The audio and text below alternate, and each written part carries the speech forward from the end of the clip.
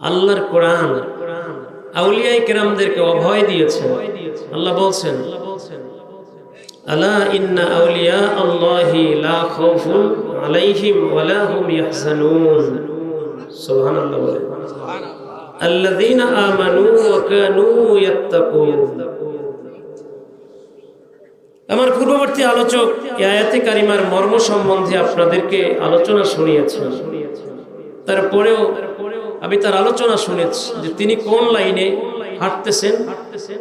যেহেতু আউলিয়ায়ে কেরামদের আজকে স্মরণে এই মাহফিল, আমি আয়াতে কারিমা ধরে তার চেয়ে ভিন্ন লাইনে হাঁটার চেষ্টা করব ইনশাআল্লাহ। বলেন আমিন। মুআজ্জাজ হাজিরিন, গাউসে পাক আব্দুল কাদের জিলানী রহমাতুল্লাহি আলাইহি তিনি কাদরিয়া তরিকার, আর খাজা মাইনুদ্দিন চিশতি রহমাতুল্লাহি আলাইহি চিশতিয়া তরিকার ইমাম। কথা বলেন ঠিক কিনা? আমরা দুইজন আল্লাহর ওলির জীবন থেকেই কিছু কথা শুনতে চেষ্টা করব ইনশাআল্লাহ। আমার ভাইরা, গাউসে পাক আব্দুল কাদের জিলানী রহমাতুল্লাহি আলাইহি অনেক বড় ওলি ছিলেন। আবার খাজা আজমিরিও অনেক বড় তবকার আল্লাহর একজন ওলি ছিলেন। প্রত্যেক ওলিদের আলাদা আলাদা স্তর আছে, তাদের প্রত্যেকের সম্মান আছে। খাজা আজমিরি রহমাতুল্লাহি আলাইহির আব্বা অনেক আগে মারা গেছে। মায়ের একটা বাগান ছিল। কি ছিল বলেন? বাগান তো চিনেন না?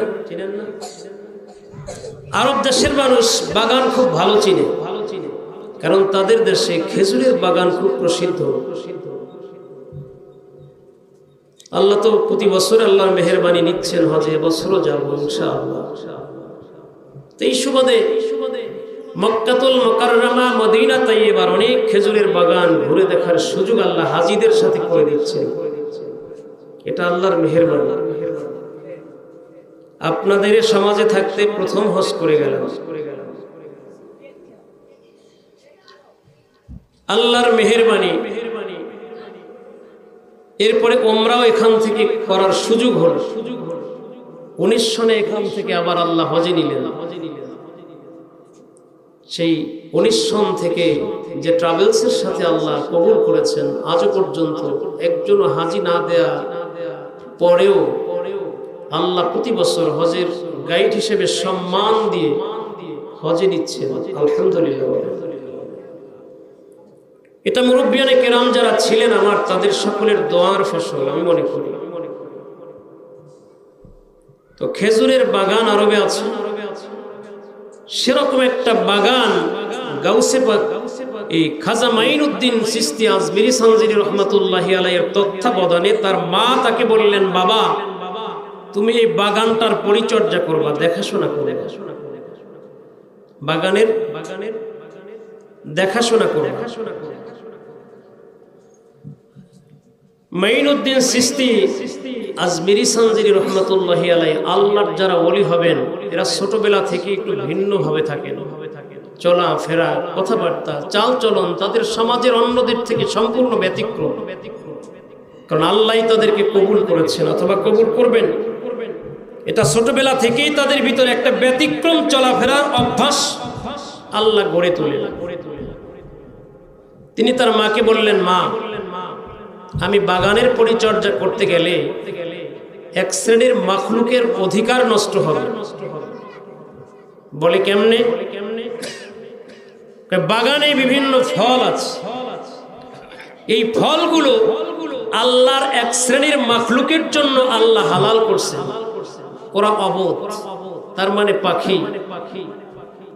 আপনি বাড়িতে পেয়ারা গাছ রোপণ করেছেন, পেয়ারা পাকার পরে আপনি মহল্লার নেতার বাড়ির ওই পেয়ারা গাছের বাগান থেকে পেয়ারা খাইতে নেতার বাড়িতে আইসা আগে অনুমতি নেয় পাখি। বুঝেন নাই? নেতার বাড়ির চারদিকে কেউ ঢুকতে পারে না, ঢুকতে হলে অনুমতি লাগে। আল্লাহর আকাশে উড়ন্ত পাখি নেতার বাড়ির ফল খাইতে আসলে নেতার বাড়ির দরজায় গিয়ে আগে সালাম দেয়, বলে নেতা তোমার বাড়ির ফল খাইতাম আসছি, দিবা অনুমতি? এরপরে খায় নাকি? কেন কেন ওর অনুমতি লাগে? ওর তো অনুমতি লাগে না। ফল খাইতে আসলে আমরা গেলে আমাদের অনুমতি লাগে, কিন্তু আকাশের উড়ন্ত পাখি খাইতে আসলে ওর কোনো অনুমতি লাগে? মাকে বলতেছে, মা যদি আমাকে আপনি বাগানের পরিচর্যার দায়িত্ব দেন, তাহলে বাগানের ফল খাইতে যখন পাখি আসবে দায়িত্ব হিসেবে আমাকে পাখি তাড়াতে হবে, কারণ আমি বাগান পরিচর্যার দায়িত্বশীল। বাগানের ফল খাইলে সেই ফল যাতে না খেতে পারে এজন্য তাকে ধাওয়া করতে হবে, এতে ওই পাখিগুলোর হক নষ্ট হবে। সুবহানাল্লাহ বলেন। একদিনও কি বিষয়টা মাথায় নিছেন, চিন্তা করছেন? এই পাখি কোনোদিন আপনাকে অনুমতি চাইতে একটা শব্দ বলে না, খেয়ে যায় তার মতো করে। আপনি ভোরবেলা দেখেন পেয়ারা সব ভিতর থেকে খেয়ে ফেলছে, শুধুমাত্র চারদিকে খোসাটা আছে। কথা বলেন, ওর যা সব খেয়ে ফেলছে। মা এই কাজ যদি করতে যাই তাহলে পাখিগুলোর হক নষ্ট হবে। কাজী মা আপনি আমাকে দায়িত্ব দিচ্ছেন, দায়িত্ব পালন করি। বাগানে চলে গেছে। কোথায় বলেন? সবাই বলেন, বাগানে গেছে। বাগানে চলে গেলেন, মায়ের অনুমতি নিয়ে বাগানে চলে গিয়া বাগানের ফলগুলো তিনি পাহারাদারিত্ব করতেছেন। পাখি বসলেই পাখিকে তাড়াচ্ছেন। এক পর্যায়ে হঠাৎ লক্ষ্য করলেন বাজারের মধ্যে, এই বাগানের মধ্যে তিনজন আল্লাহ পাকের প্রিয় ওলি বান্দা অর্থাৎ বুজুর্গ তিনজন বান্দা বাগানে প্রবেশ করেছে। কয়জন? তিনজন আল্লাহর বুজুর্গ বান্দা। বলবেন বুজুর্গ বুঝলেন কেমনে? সাধারণ একজন মানুষ আর একজন নামাজি পূর্ণ সুন্নতের পাবন মুসলমানের মধ্যে কিছু পার্থক্য আছে কিনা বলেন? লম্বা দাড়ি আছে, মাথায় টুপি আছে, গায়ের মধ্যে গোল জামা আছে, এরপরে মাথায় পাগড়ি যদি থাকে, এরকম পূর্ণ সুন্দর পোশাকে সজ্জিত তিনজন মানুষ বাগানের মধ্যে যখন প্রবেশ করেছে, খাজা মাইনুদ্দিন চিশতি আজমিরি সানজিরি রাহমাতুল্লাহি আলাইহির বুঝতে বাকি নাই, নিশ্চয় এই তিনজন মানুষ আল্লাহ পাকের মহান ওলি হবে। সুবহানাল্লাহ। তিনজন আল্লাহর মহান ওলি ভেবে তিনি বাগান থেকে ভালো, সবচেয়ে ভালো একটা আঙ্গুরের ছড়া তিনি ছিঁড়ে আঙ্গুরের সেই ছড়াটাকে একটা পাত্রে করে নিয়ে তিনজন আল্লাহর ওলির সামনে গিয়ে সালাম দিয়ে তাদের মেহমানদারির জন্য তাদের সামনে পেশ করলেন। সুবহানাল্লাহ।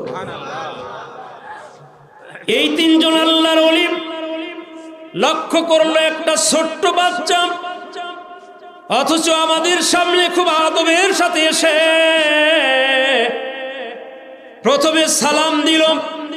নবী আমার বলছেন আসসালামু ক্বাবলাল কালাম। কোন মুসলমান মুসলমানদের সাথে দেখা হলে প্রথমে হবে সালাম, এরপরে কথা, নবীর বাণী।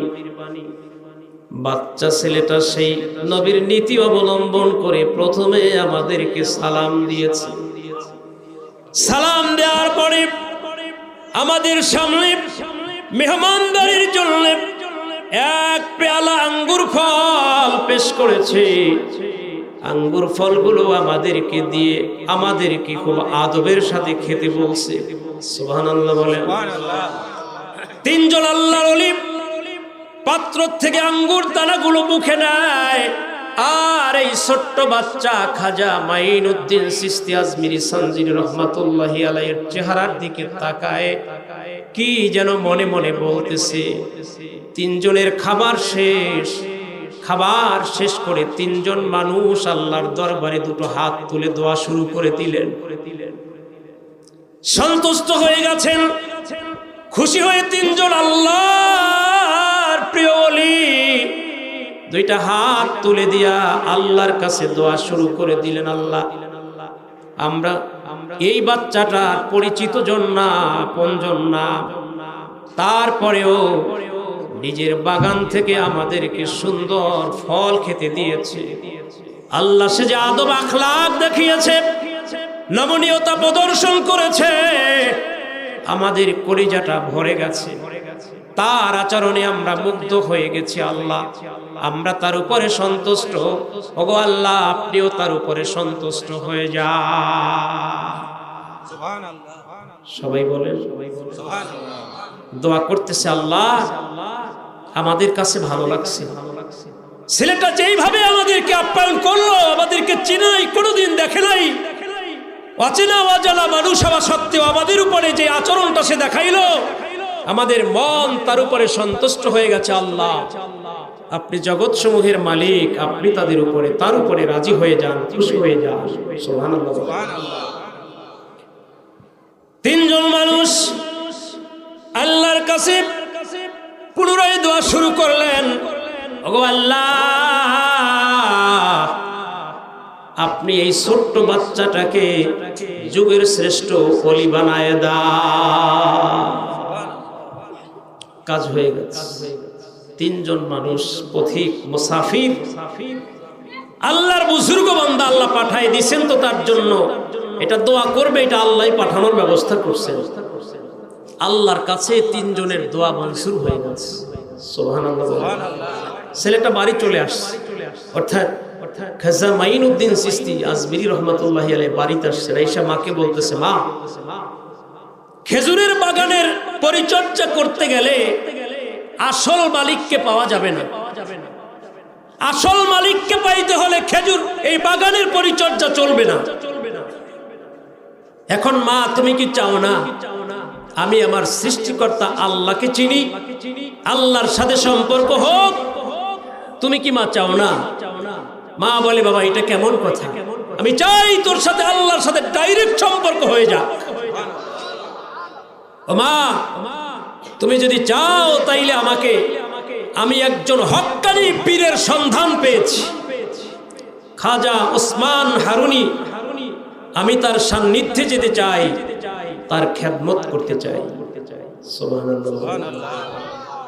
আমি একজন মুহাক্কিক হক্কানি পীরের সন্ধান পেয়েছি, আমি তার খেদমতে যেতে চাই। মা, আপনি মা হিসেবে আমাকে অনুমতি দেন, আর এই মর্মে যা করা দরকার তাই করেন। মা বলল, বাবা এটা কার্যকর করতে হলে তাহলে বাগান আগে বিক্রি করতে হবে।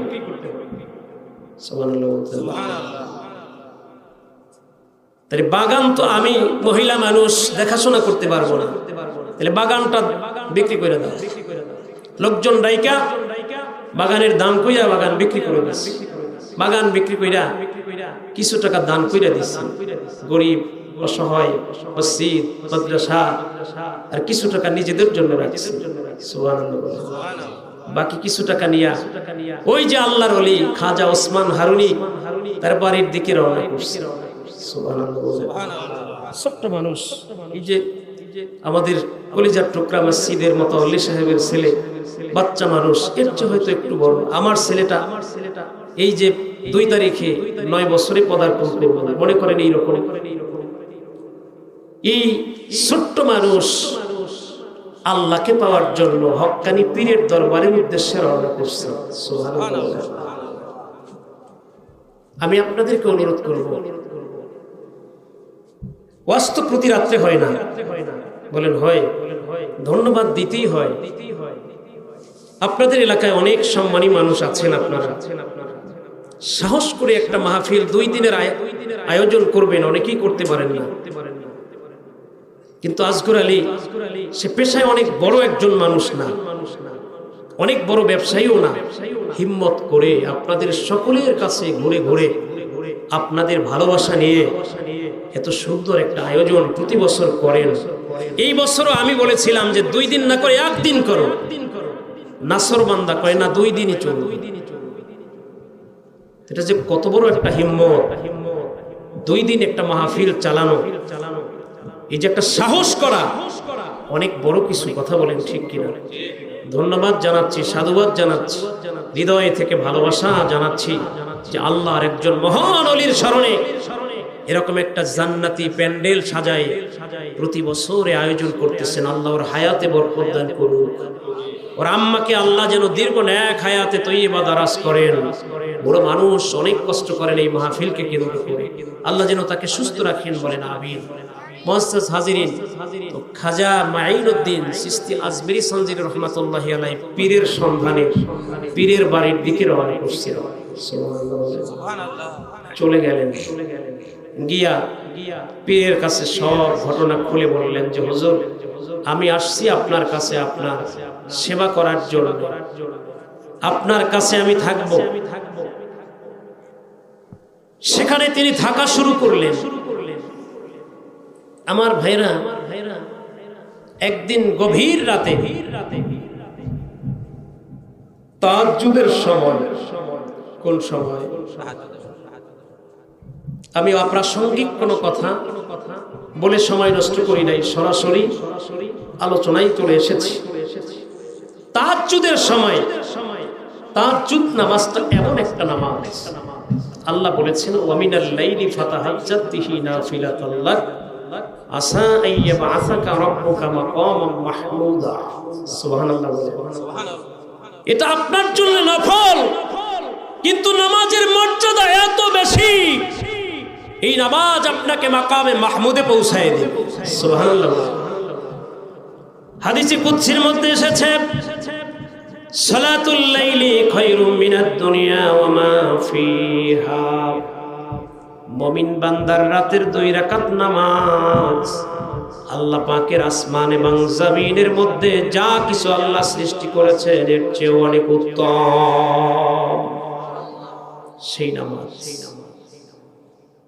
পীর ওসমান হারুনি রাহমাতুল্লাহি আলাইহি মুরিদদের মধ্যে কাউকেই ডাক দেন নাই, একমাত্র খাজা মাইনুদ্দিনকে লক্ষ্য করে গভীর রাতে একটা ডাক দিছে, মাইনুদ্দিন। মাইনুদ্দিন চিশতি আজমিরি সানজিরি রাহমাতুল্লাহি আলাইহি বললেন লাব্বাইক। জি হুজুর, আমাকে ডাকছেন? সুবহানাল্লাহ বলেন। সুবহানাল্লাহ। আশ্চর্য না? গভীর রাতে ডাক দেয়া মাত্রই সাড়া দিলেন, তাতে বোঝা যায় রাত্রে সে ঘুমায়। ডাক দিছেন, সাড়া দিয়ে যিনি ডাক দিছেন, যাকে দিছেন সে যে ঘুমায় নাই, যিনি দিছেন সে জানে কিনা? অবশ্যই জানে, খবর আছে। ডাক দিলেন, বললেন বাবা মাইনুদ্দিন। জি হুজুর, আমি আপনার খেদমতে হাজির। সামনে আসছে। বাবা মাইনুদ্দিন,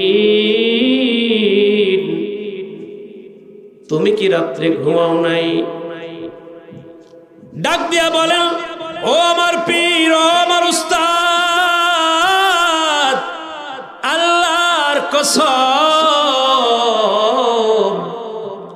যেদিন আমি আপনার দরবারে এসে ভর্তি হয়েছি, যেদিন আপনি আমাকে আপনার একজন সাধারণ খাদেম হিসেবে গ্রহণ করেছেন, আল্লাহর কসম আমি ওই দিন থেকে আজ পর্যন্ত কোনোদিন ঘুমাই নাই।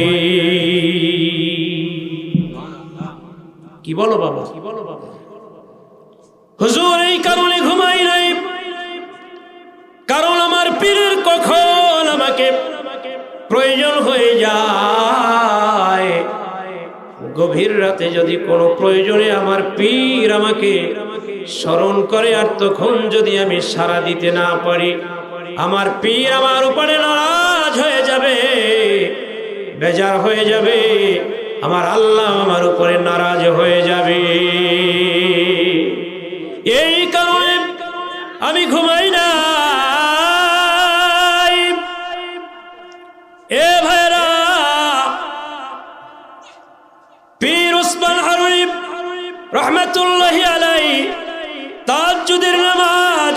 করলেন, তাহাজ্জুদের নামাজ আদায় করে খাজা মাইনুদ্দিন চিশতি আজমিরি সানজিরি রহমাতুল্লাহি আলাইহি সহ দুইজন মানুষ এক জায়গায় বসে পীর ওসমান হারুনি রহমাতুল্লাহি আলাইহি কাছে ডাইকা বললেন, বাবা তুমি আবার 2 রাকাত নামাজ আদায় করে নাও। সুবহানাল্লাহ বলেন। সব ঘুমায় গেছে, কেউ জাগনা নাই। পীর আর মুরিদ দুইজনের মধ্যে এখন আদান প্রদান শুরু হয়ে গেছে। সুবহানাল্লাহ বললেন, বাবা 2 রাকাত নামাজ পড়ো। পড়ছে 2 রাকাত নামাজ। 2 রাকাত নামাজ পড়ার পরে বলছে, বাবা এইবার তুমি আমার সামনে নামাজি সূরাতে ফিরা বসো। বলে, বাবা তুমি 1000 বার সূরা ইখলাস পড়ো। সুবহানাল্লাহ বলে। কয় হাজার? 1000 বার সূরা ইখলাস পড়ো। 1000 বার সূরা ইখলাস পড়ার পরে নিজে মাথায় যে রুমালটা পড়তেন সেই রুমালটা মাথার উপরে দিয়ে দিলেন।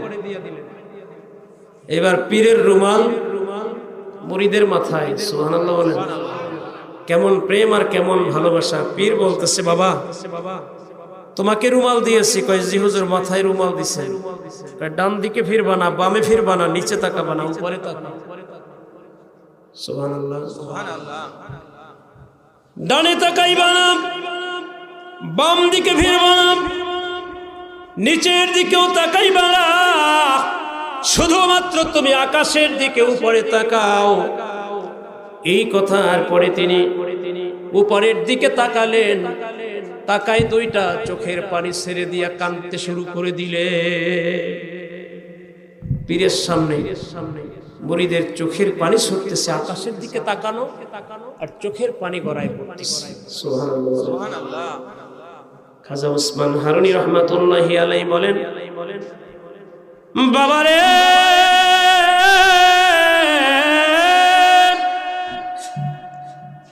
ডানে তাকাতে নিষেধ করলাম, বামেও তাকাতে নিষেধ করেছি, নিচে তাকাতে নিষেধ করেছি, তুমি আমার কথা মেনে নিয়েছো, যা বলেছি তাই শুনেছ, কিন্তু আকাশের দিকে তাকায় তুমি চোখের পানি ছেড়ে ছেড়ে কাঁদতেছো, কারণ জানতে চাই কেন? আকাশের দিকে তাকায় তুমি কাঁদতেছো, এর কারণটা কি? নারায়ে তাকবীর, নারায়ে তাকবীর, নারায়ে রিসালাত, নারায়ে রিসালাত। আজকে মাহফিলের সম্মানিত বিশেষ অতিথি মহোদয় স্টেজে চলে এসেছেন। আল্লাহ পাক তার হায়াতে আমলে ঈমানে অফুরন্ত বরকত নসিব করুন, বলেন আমিন। ওয়ালাইকুম আসসালাম। আমাদের গতকালকের মাহফিলের সম্মানিত বিশেষ অতিথি মহোদয়, আপনাদের এই মসজিদের বর্তমান সম্মানিত সভাপতি মহোদয় আলহাজ ফিরোজ আহমেদ সাহেব, তিনিও স্টেজে ছিলেন, মাঝখানে চলে গিয়েছিলেন, আবার চলে এসেছেন, আলহামদুলিল্লাহ। অন্যান্য অতিথিবৃন্দ যারা আছেন, আল্লাহ সকলের হায়াতে অফুরন্ত বরকত দান করুক, সকলে বলেন আমিন। মুআজ্জাজ হাজিরিন, খাজা মাইনুদ্দিন চিশতি আজমিরি সানজিরি রহমাতুল্লাহি আলাইহি চোখের পানি ছেড়ে কাঁদতেছেন, আর পীর বলতেছেন, বাবা আমি তোমাকে বললাম আকাশের দিকে তাকাতে, তুমি আকাশের দিকে তাকায় চোখের পানি ছেড়ে দিয়েছো, কারণটা কি বাবা? তুমি কি দেখতেছো? সুবহানাল্লাহ বলেন। খাজা মাইনুদ্দিন চিশতি আজমিরি রহমাতুল্লাহি আলাইহি ডাক দিয়ে বলেন, হুজুর আল্লাহ পাকের কসম, আল্লাহ পাকের 7 আসমানের ডানে নয়, বামে নয়, উপরে নয়, এবার নিচের দিকে একটু তাকাও। সুবহানাল্লাহ। হুজুরের কথা মেনে নিয়া খাজা মাইনুদ্দিন চিশতি আজমিরি সানজিরি রহমাতুল্লাহি আলাইহি বলেন, নিচের দিকে আমার পীর যখন আমাকে তাকাতে বলেছে, আমি নিচের দিকে মাথা ঝুঁকাই দিলাম। মাথা ঝুঁকানো মাত্র আমি 7 জমিনের নিচে আল্লাহর সৃষ্টি যেখানে যা আছে সব চোখে স্পষ্ট দেখতেছিলাম। মাথা নিচের দিকে ঝুঁকায় চোখের পানি ছেড়ে ছেড়ে কাঁদতে শুরু করে দিলেন। এখন অনবরত তিনি আবার কাঁদতেছেন।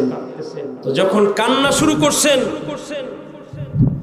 যিনি এই পরীক্ষা নিচ্ছেন তিনি সব জানেন না, জিজ্ঞাসা করতেছেন, বাবা কাঁদো কেন, কি হয়েছে, কি দেখলাম? হুজুর আল্লাহর কসম, সাত জমিনের নিচে কোথায় কি আছে আমি সব স্পষ্ট দেখতেছি। সুবহানাল্লাহ বলেন। এই কথার পরে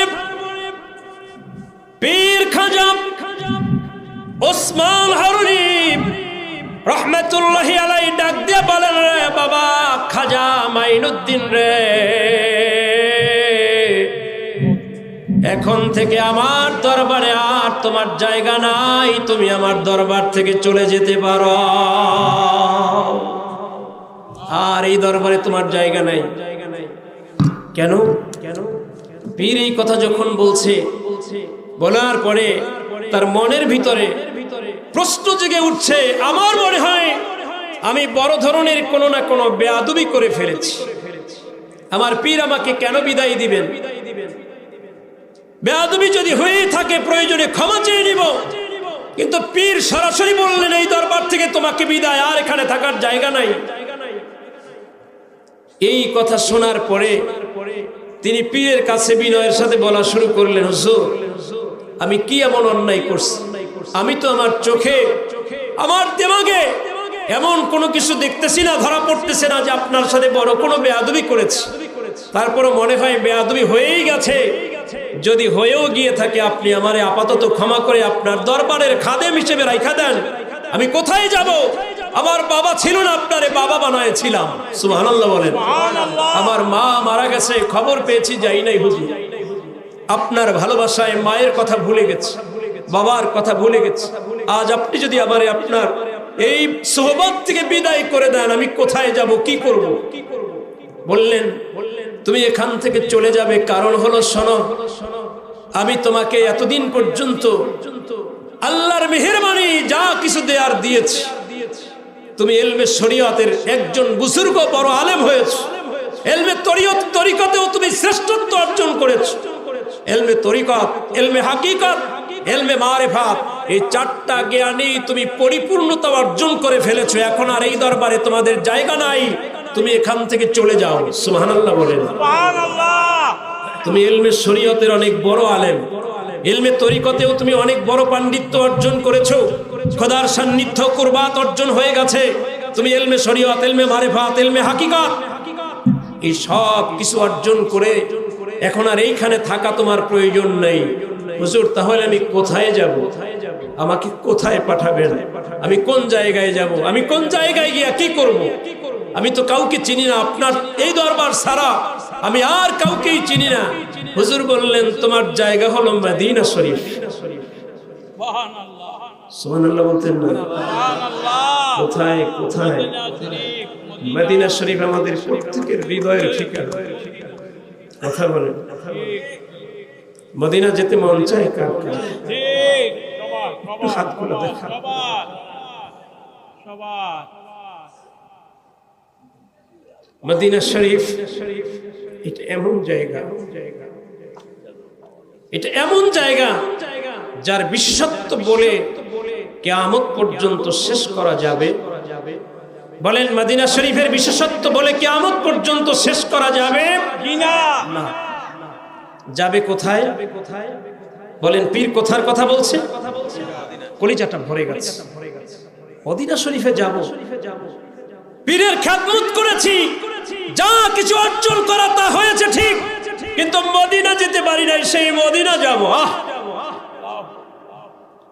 ভাইরা আমার, বন্ধুরা আমার,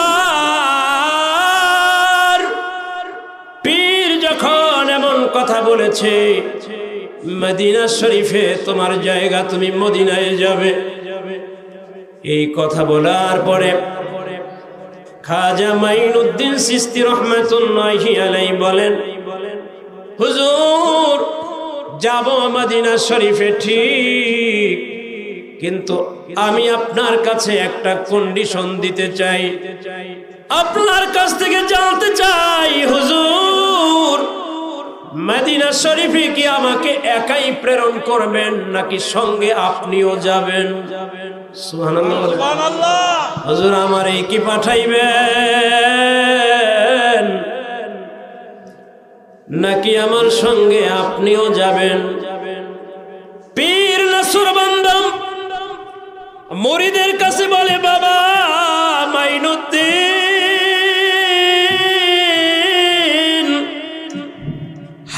আমি তোমার সাথে মদিনা শরীফে যেতে পারি, মদিনা শরীফে যাব, তবে আমারও একটা শর্ত আছে, কন্ডিশন আছে। আমি মদিনা শরীফে গিয়া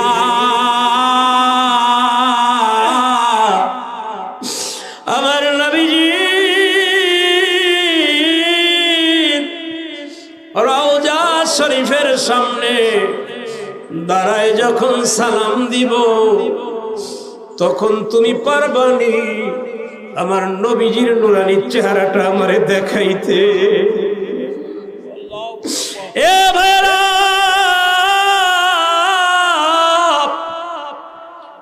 পীর তার কেমন মুরিদ গঠন করেছে, মুরিদকে লক্ষ্য করে বলে, বাবা তুমি কি পারবেনি আমি যখন মদিনা শরীফে গিয়ে আমার নবীজির রওজার সামনে সালাম দিব, তখন আমার নবীজিকে আমার সাথে দেখা করাইতে? যদি তুমি এইটা নাই পারো, অন্তত আমার নবীজি রওজা শরীফ থেকে আমার সালামের জবাব দিবে, সালামের জবাব কানে শুনবো, এইটা তুমি অন্তত করতে পারবে কিনা? নবীজিকে স্বপ্নে আমরা দেখার জন্য তামান্না করি। আর খাজা ওসমান হারুনি রহমাতুল্লাহি আলাইহি বলতেছেন, বাবা মাইনুদ্দিন, তুমি বলছো আমার সাথে যেতে হবে, আমি তোমার সাথে যাব, তবে শর্ত হলো মদিনা শরীফে তোমার সাথে যাব, আমার নবীজিকে আমাকে দেখাইতে হবে। সুবহানাল্লাহ বলে। বাবা যদি এটা নাই পারো, তাইলে অন্তত আমি সালাম দিব, তুমি সালাম দিবা, ওই সালামের জবাব যে নবীজি দিবেন সেটা কানে শোনাতে হবে। তুমি কি এতটুকু পারবা? তাইলে যাব। সুবহানাল্লাহ। আল্লাহে আল্লাহর কসম খেয়ে বলি, কাউকে সন্তুষ্ট করার উদ্দেশ্য না। গত বছর এই যে গত বছর 2024 সনে আমি যে ট্রাভেলসে আছি, গত বছরও গিয়েছিলাম মদিনা শরীফের শহরের উপকণ্ঠে। যখন প্রবেশ করেছি তো গাড়িটা তো ভরে, মদিনা শরীফের গম্বুজগুলো দূর থেকেই দেখা যায়। হাজী সাহেবদেরকে বললাম, ওই যে মদিনা শরীফের মসজিদে নববী দেখা যায়, বেশ কিছু রিসালাত, কিছু নবী প্রেমের কথা এমন ভাবে বলেছি, পুরো গাড়ির মধ্যে মনে হয় যেন জালজালা পয়দা হয়ে গেছে। এমন চিৎকার, ইয়া রাসূলুল্লাহ, ইয়া হাবিবাল্লাহ। ড্রাইভার গাড়ি থামায় রাস্তার পাশে দাঁড়ায় আছে, কি হলো গাড়ির মধ্যে? তো পরে অন্য একজন যে ওর সহযোগী ছিল, হেল্পার, অর্থাৎ ওকে দিক নির্দেশনা দেওয়ার জন্য, যেটাই দোভাষী হিসেবে কাজ করে, ও বলল এরা মদিনার জন্য পাগল হয়ে গেছে, এরা মদিনার জন্য, মদিনার রাসূলের জন্য পাগল পারা হয়ে কান্নাকাটি শুরু করে দিয়েছে। আমার হাজীদেরকে নিয়ে মদিনা তাইয়্যিবায় হুজুরের রওজা শরীফের বাবুস সালাম গেটের বাহিরে ছাতার নিচে গিয়া আমি আমাদের ট্রাভেলসের আরেকজন গাইড মাওলানা আব্দুর রহিম, আমরা দুই ভাই, আমাকে বললেন আলোচনা করতে। আমার হাজিরা সামনে বসা, পুলিশ আইসা বারবার আমাদেরকে ধাওয়া করতেছে, এখানে বসে কথা বলা যাবে না, এখান থেকে চলে যাও। দুইবার জায়গা পরিবর্তন করছি, একদম কাছাকাছি গিয়ে আলোচনা শুরু করছি। একজন হাজি মদিনা শরীফে আমার নবীর রওজা আতহারে গিয়া কেমনে শ্রদ্ধা নিবেদন করতে হবে, নবীজিকে কেমনে শ্রদ্ধা দিতে হবে, আমি বললাম যে শোনেন, নবীজির শানে আল্লাহ আয়াত নাযিল করে বলছেন, লা তারফাউ আসওয়াতাকুম ফাওকা সাউতিন নবী, নবীজির সামনে তোমরা উঁচু কণ্ঠে খুব মোটা আওয়াজে কথা বলো না, এই আয়াতে কারিমা নাজিল হওয়ার পরে হুজুরের কলিজার টুকরা শ্বশুর সাহাবী সিদ্দিক আকবর আবু বকর রাদিয়াল্লাহু তাআলা আনহু, আশ্চর্য হবেন আপনারা, আমার নবীজি কত সুন্দর কথা বলছেন, আফজালুন নাসে বাদাল আম্বিয়া, মানুষের মধ্যে নবী রাসূলদের পরে সর্বশ্রেষ্ঠ মর্যাদাবান আবু বকর। সুবহানাল্লাহ, সুবহানাল্লাহ। পৃথিবীতে সমস্ত মানুষদের মধ্যে নবী রাসূলদের পরে, নবী রাসূলদের পরে পৃথিবীর সব মানুষের মাঝে শ্রেষ্ঠ মর্যাদার হলেন হযরতে আবু বকর সিদ্দিক রাদিয়াল্লাহু তাআলা। সুবহানাল্লাহ বলেন, আলহামদুলিল্লাহ। আসো ভাই, আসো। আল্লাহ ওরে দ্বীনের জন্য কবুল করুক, বলেন আমিন। একজন দ্বীনের খাদেম বানায় দেন, বলেন আমিন। মুআজ্জাজ হাজিরিন, তো এই অবস্থায় আল্লাহর মেহেরবানি, হাজী সাহেবগণ ওই জায়গায় বসে আলোচনা শুনতেছে। আমি বললাম অনেক হাজীকে আপনারা দেখবেন মসজিদে নববীতে বাবু সালাম দিয়া ঢুইকা তখন জুতাটা রাখবে বগলের মধ্যে। কোন জায়গায়? সবাই বলেন, বগলে রাখবে। ব্যাগ নিয়ে যায় হাতে ঝুলায় রাখবে, অথবা যদি কেউ নিজের লুঙ্গির ভিতরে ঢুকাইয়া গোপন কইরা রাখতে পারে রাখবে, কাঁধে রাখতে পারে রাখবে। জুতাটা এইভাবে রাইখা যখনই সালাম দিয়া বাবুল বাকি গেট, অর্থাৎ নবীজির রওজা শরীফ থেকে বের হয়ে যাওয়ার সময়ের যেই গেটটা, সেই গেটটা পার হয়ে হাতের জুতাটা হাত থেকে জোরে ফেলায়,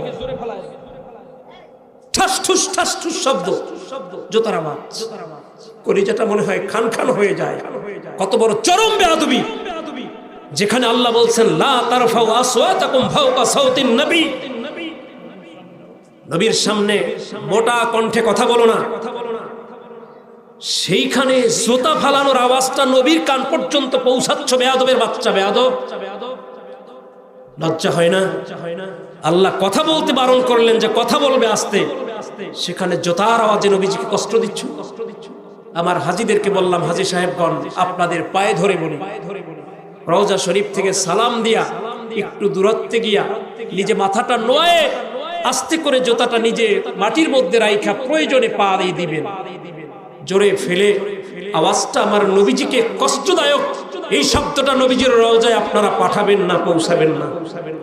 এরপরে রওজা শরীফে সালাম দেওয়ার গুরুত্ব, নবীজি যে হাত বের করে মুসাফা করেছেন, এই জাতীয় কিছু কথা রওজা শরীফের এই ইতিহাসগুলো বলার পরে আমার ট্রাভেলসের একজন হাজী গত বছর মদিনা শরীফের সেই ছাতার নিচে একটা চিৎকার দিল, চিৎকার দিয়া বেহুশ, প্রায় আধা ঘন্টা তার জ্ঞান নাই।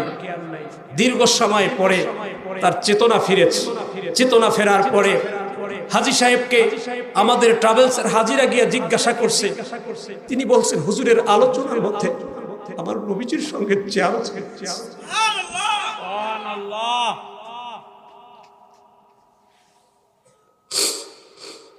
আমার ভাইয়েরা বন্ধুরা, তো সেই মদিনা শরীফে পীর আর মুরিদ দুইজন রওনা করে মদিনার উপকণ্ঠে আইসা পৌঁছছে।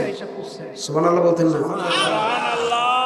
এটা কেমন, এটার আকর্ষণ কেমন, এটা আপনি ওই জায়গায় গিয়ে না দাঁড়ানো পর্যন্ত বুঝতে পারবেন না।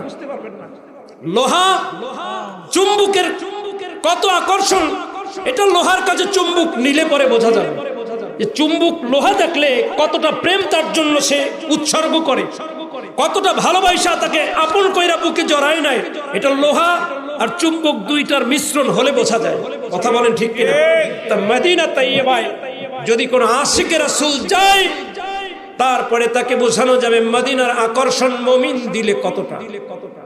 এটা এমনিতে বোঝানো যাবে? বলেন এমনিতে বোঝানো যাবে? পীরের পায়ে জুতা আছে, পীরের পায়ে কি আছে বলেন বলেন? খাজা ওসমান হারুনি রহমাতুল্লাহি আলাইহি সামনে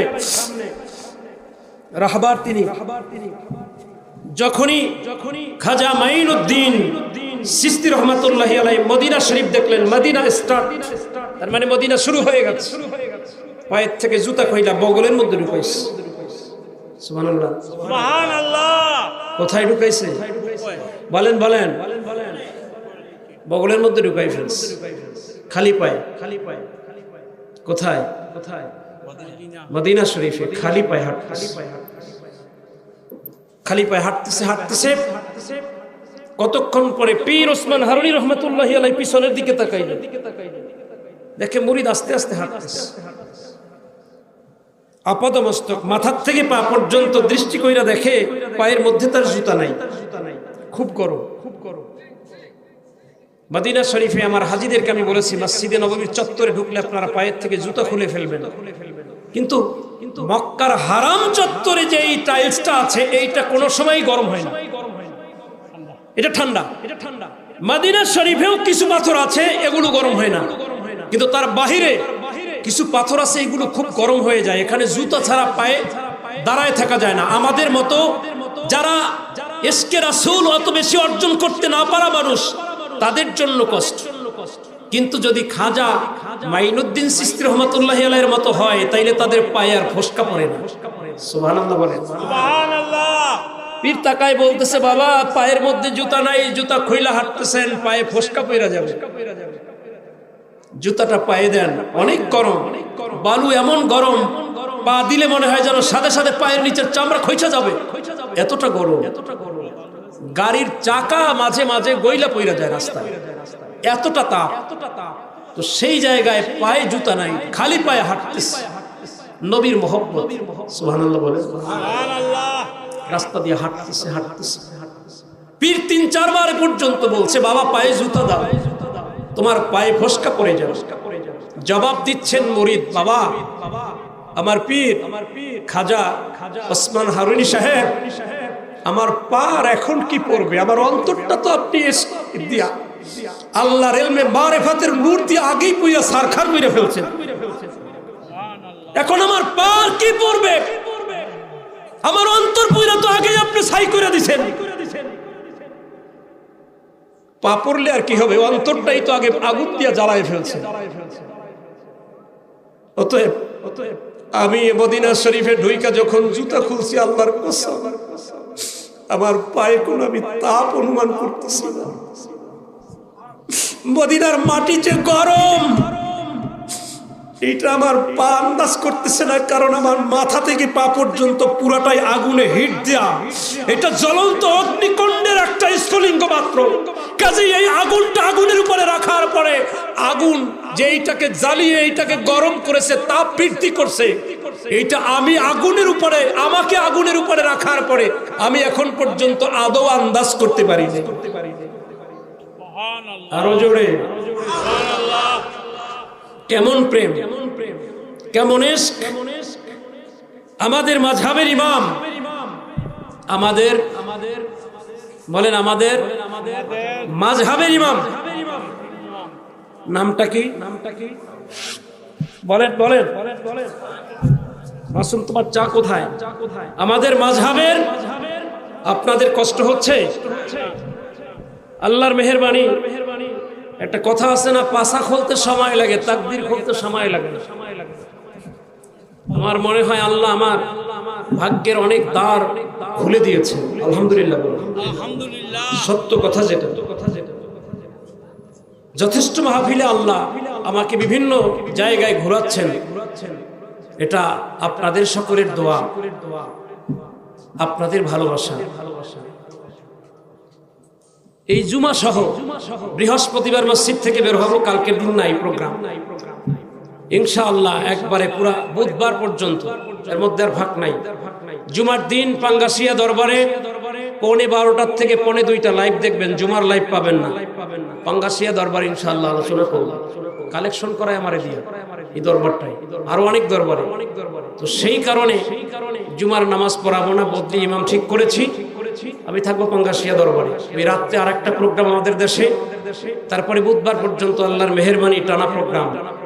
আবার মাঝখানে কয়েকদিন একটু গ্যাপ আছে শবে বরাতের পরে, আল্লাহর মেহেরবানি আবার 22 থেকে একবারে শবে বরাতের আগ পর্যন্ত, এর মধ্যে একদিনও ফাঁক নেই।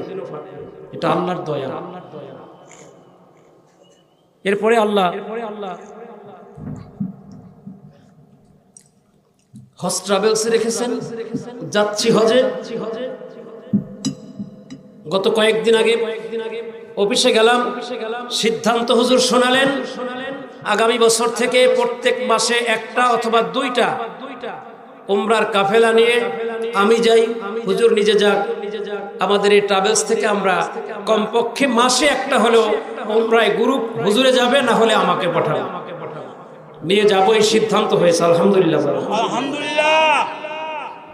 যারা হজে যাবেন, উমরায় যাবেন, ভালো লাগলে যোগাযোগ করতে পারেন। আশা করি অন্তত যেটা মুআল্লিম কর্তৃক দায়িত্ব, তাতে আমি কার্পণ্যতা করব না ইনশাআল্লাহ। সম্মানিত হাজিরিন, ইমামে আযম আবু হানিফা রাহমাতুল্লাহি আলাইহি আমাদের মাযহাবের ইমাম মদিনা শরীফে, মক্কা শরীফে হজ সম্পাদন করে মদিনা তাইয়্যিবায় গেছেন। কোথায় গেছেন বলেন? আল্লাহর মেহেরবানি, আসগর আলীর প্যান্ডেলের পরেও অনেক জায়গা পিছনেও কিন্তু ভরে গেছে। আমার অনেক কলিজার টুকরা ভাইয়েরা এসে বসে পড়েছে। আল্লাহ সকলকে যেন দিনের জন্য এক একজন দায়ী বানায় দেন, বলেন আমিন। মুআজ্জাজ হাজিরিন, ইমামে আযম আবু হানিফা রাহমাতুল্লাহি আলাইহি মক্কাতুল মুকাররমায় হজ শেষ করে মদিনায় চলে গেছেন। ওই যে খাজা মাইনুদ্দিন চিশতি আজমিরি সানজিরি রহমাতুল্লাহি আলাইহি জোতা পায়ে দিবেন, জোতা পায়ে দিচ্ছেন না। আর খাজা মাইনুদ্দিন চিশতি রহমাতুল্লাহি আলাইহি আরেকজন আশিকে রাসূল, আমাদের মাযহাবের ইমাম ইমামে আযম আবু হানিফা রাহমাতুল্লাহি আলাইহি মদিনা শরীফে প্রবেশ করে প্রথম দিনের পরে তিনি সঙ্গীদেরকে বললেন, আপনারা আমাকে বিদায় দেন, আমি চলে যাব।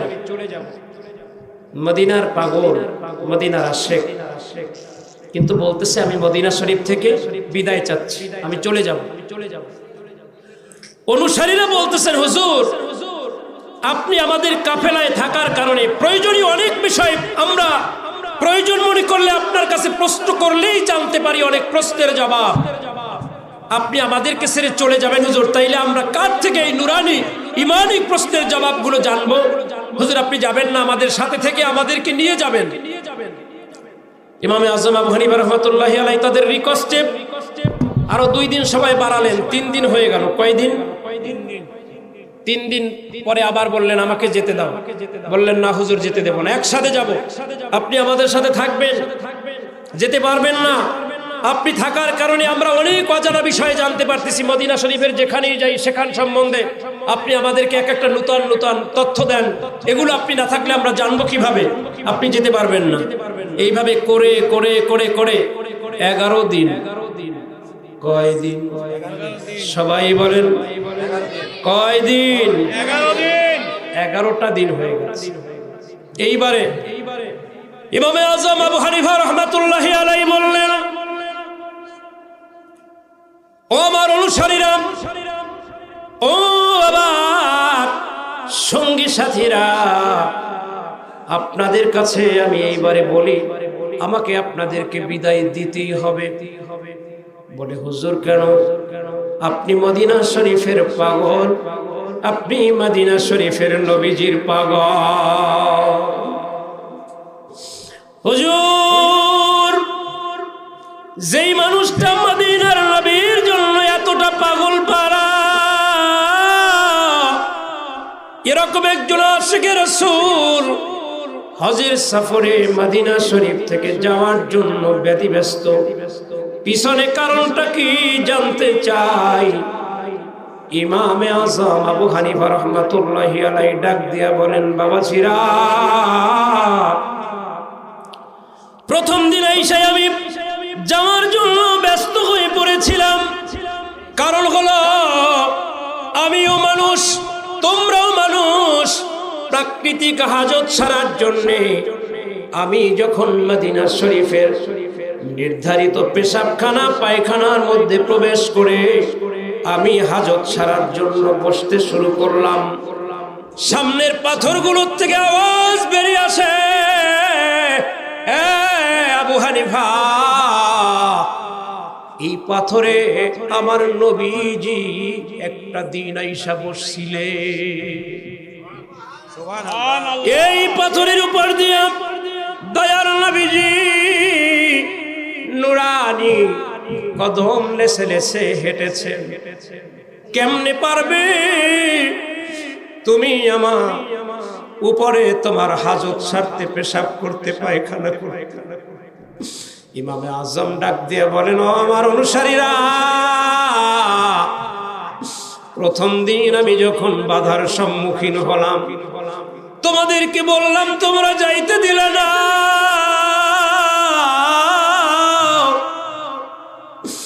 3 দিন সময় বাড়ায় দিলাম, 3 দিন পরে অসহ্য হয়ে গেলাম। আল্লাহর কসম, মদিনা শরীফের 3 দিনে কোথাও আমি পেশাব পায়খানা করতে পারি নাই।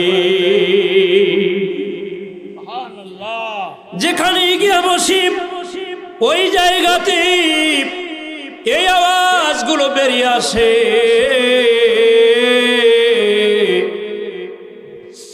এমনি ভাবে আমি বারবার জায়গা পরিবর্তন করেছি। তোমাদের কথার কারণে 11টা দিন আমি মদিনা শরীফে রয়ে বিভিন্ন জায়গায় পেশাব করতে গিয়েছি। প্রয়োজনে একটু দূরেও চলে গিয়েছি। মদিনা মসজিদে নববীর চত্বর সাইরা বাহিরে গিয়েছি। যেখানে গিয়ে বসলাম 11 দিনে একটা জায়গাও পাইলাম না। যেই জায়গার যেই পাথর থেকে আমারে বলে নাই এই জায়গায় আমার নবীজির পায়ের ধুলাবালি আছে। আমার অনুসারীরা,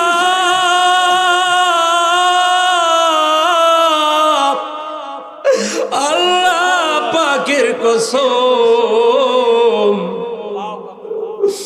আমি 11টা দিনে মদিনা শরীফে কোথাও হাজত সারতে পারি না।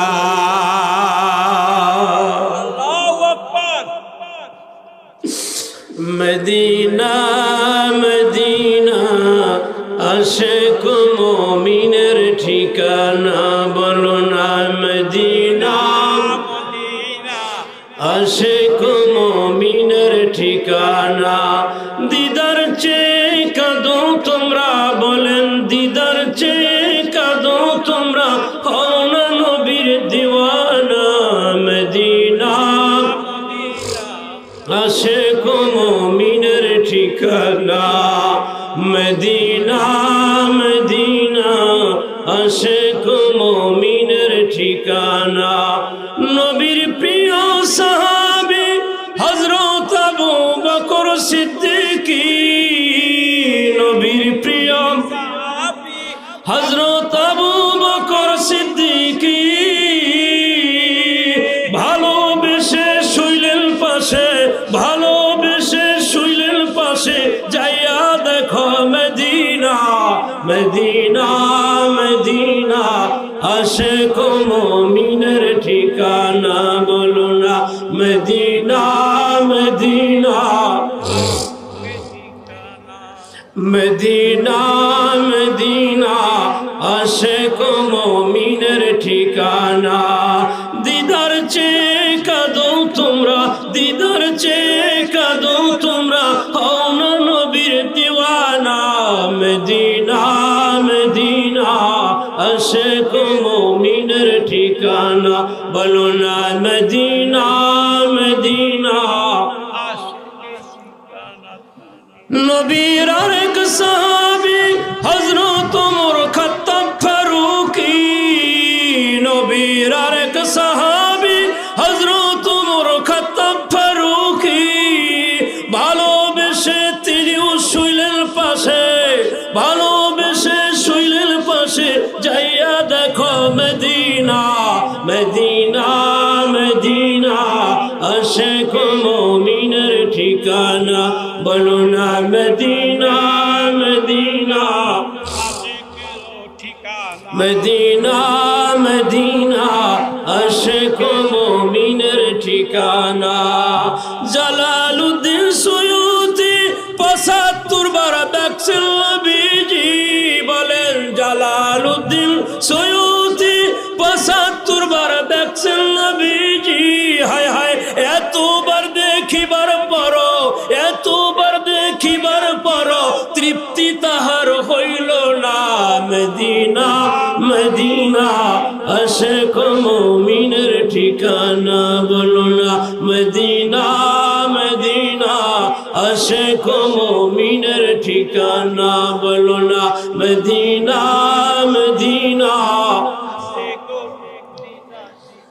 সুফি ফতে আলী ওয়াইসি অসংখ্যবার দেখছেন নবীজি বলেন সুফি ফতে আলী ওয়াইসি অসংখ্যবার দেখছেন নবীজি হায় হায় এতবার দেখিবার পরো তৃপ্তি দিলে হইল না মদিনা মদিনা আশিক বলেন মদিনা মদিনা আশিক মুমিনের ঠিকানা বলো না মদিনা আশিক মুমিনের ঠিকানা শাহ সুফি আবু জাফর সালেহি অসংখ্যবার দেখছেন নবীজি সুফি ফতে আলী ওয়াইসি অসংখ্যবার দেখছেন নবীজি বলেন সুফি ফতে আলী ওয়াইসি অসংখ্যবার দেখছেন নবীজি হায় হায় এতবার দেখিবার পর তৃপ্তি তাহার হইল না মদিনা মদিনা মদিনা মদিনা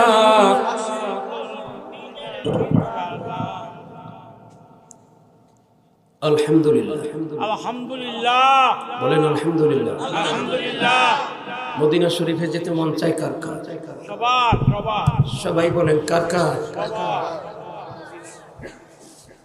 এটার বিশেষত্ব কাউকে বোঝান যাবে না এটা কেউ না গেলে মদিনা শরীফ কি কেমন এটা বোঝান যাবে না আপনাদের কষ্ট হচ্ছে না তো আর 10-15 মিনিট আধা ঘন্টা পরিমাণ কথা যদি বলি আছেন না আমার ভাইরা 2023 সন কোন সন 2023 সনে আমরা বৃহস্পতিবার এখান থেকে চলে গেলাম প্রথম জুমাটায় গিয়ে মক্কাতুল মুকাররমা মসজিদে হারামে পেয়েছি সোমবার রাত কোন রাত আমাদের সারসিনা সিলসিলার একটা আমল আছে সকালে সন্ধ্যায় 3 বার সূরা ফাতিহা 10 বার সূরা ইখলাস 11 বার দুরূদ শরীফ এরপরে সবরে সানি জিকির ওজিফা দরুদ শরীফের একটা স্ট্রাকচার আছে আমাদের ট্রাভেলসের একজন হাজী সোমবার রাতে এশার নামাজের পরে খাবার দাবার শেষ ওযু করে গিয়ে ঘুমাইছি ঘুমানোর পরে হাজী সাহেব স্বপ্নে দেখে ঘুমের মধ্যেই সে 3 বার সূরা ফাতিহার আমল করতেছে 10 বার সূরা ইখলাস পড়তেছে 11 বার দুরূদ শরীফ পড়তেছে হাজী সাহেব ঘুমের মধ্যে দেখে হাত তুলছে দোয়া শুরু করছে আল্লাহ আমি যা আমল করলাম আবার নূরের নবীজির কদম মোবারকে সব হাদিয়া পৌঁছায় দেন এইটা হাজী সাহেবের কথা হাজী সাহেব বলতেছে আমি এইভাবে দোয়া করতেছি আবার নূরের নবীজির কদমে সব হাদিয়া পৌঁছায় দেন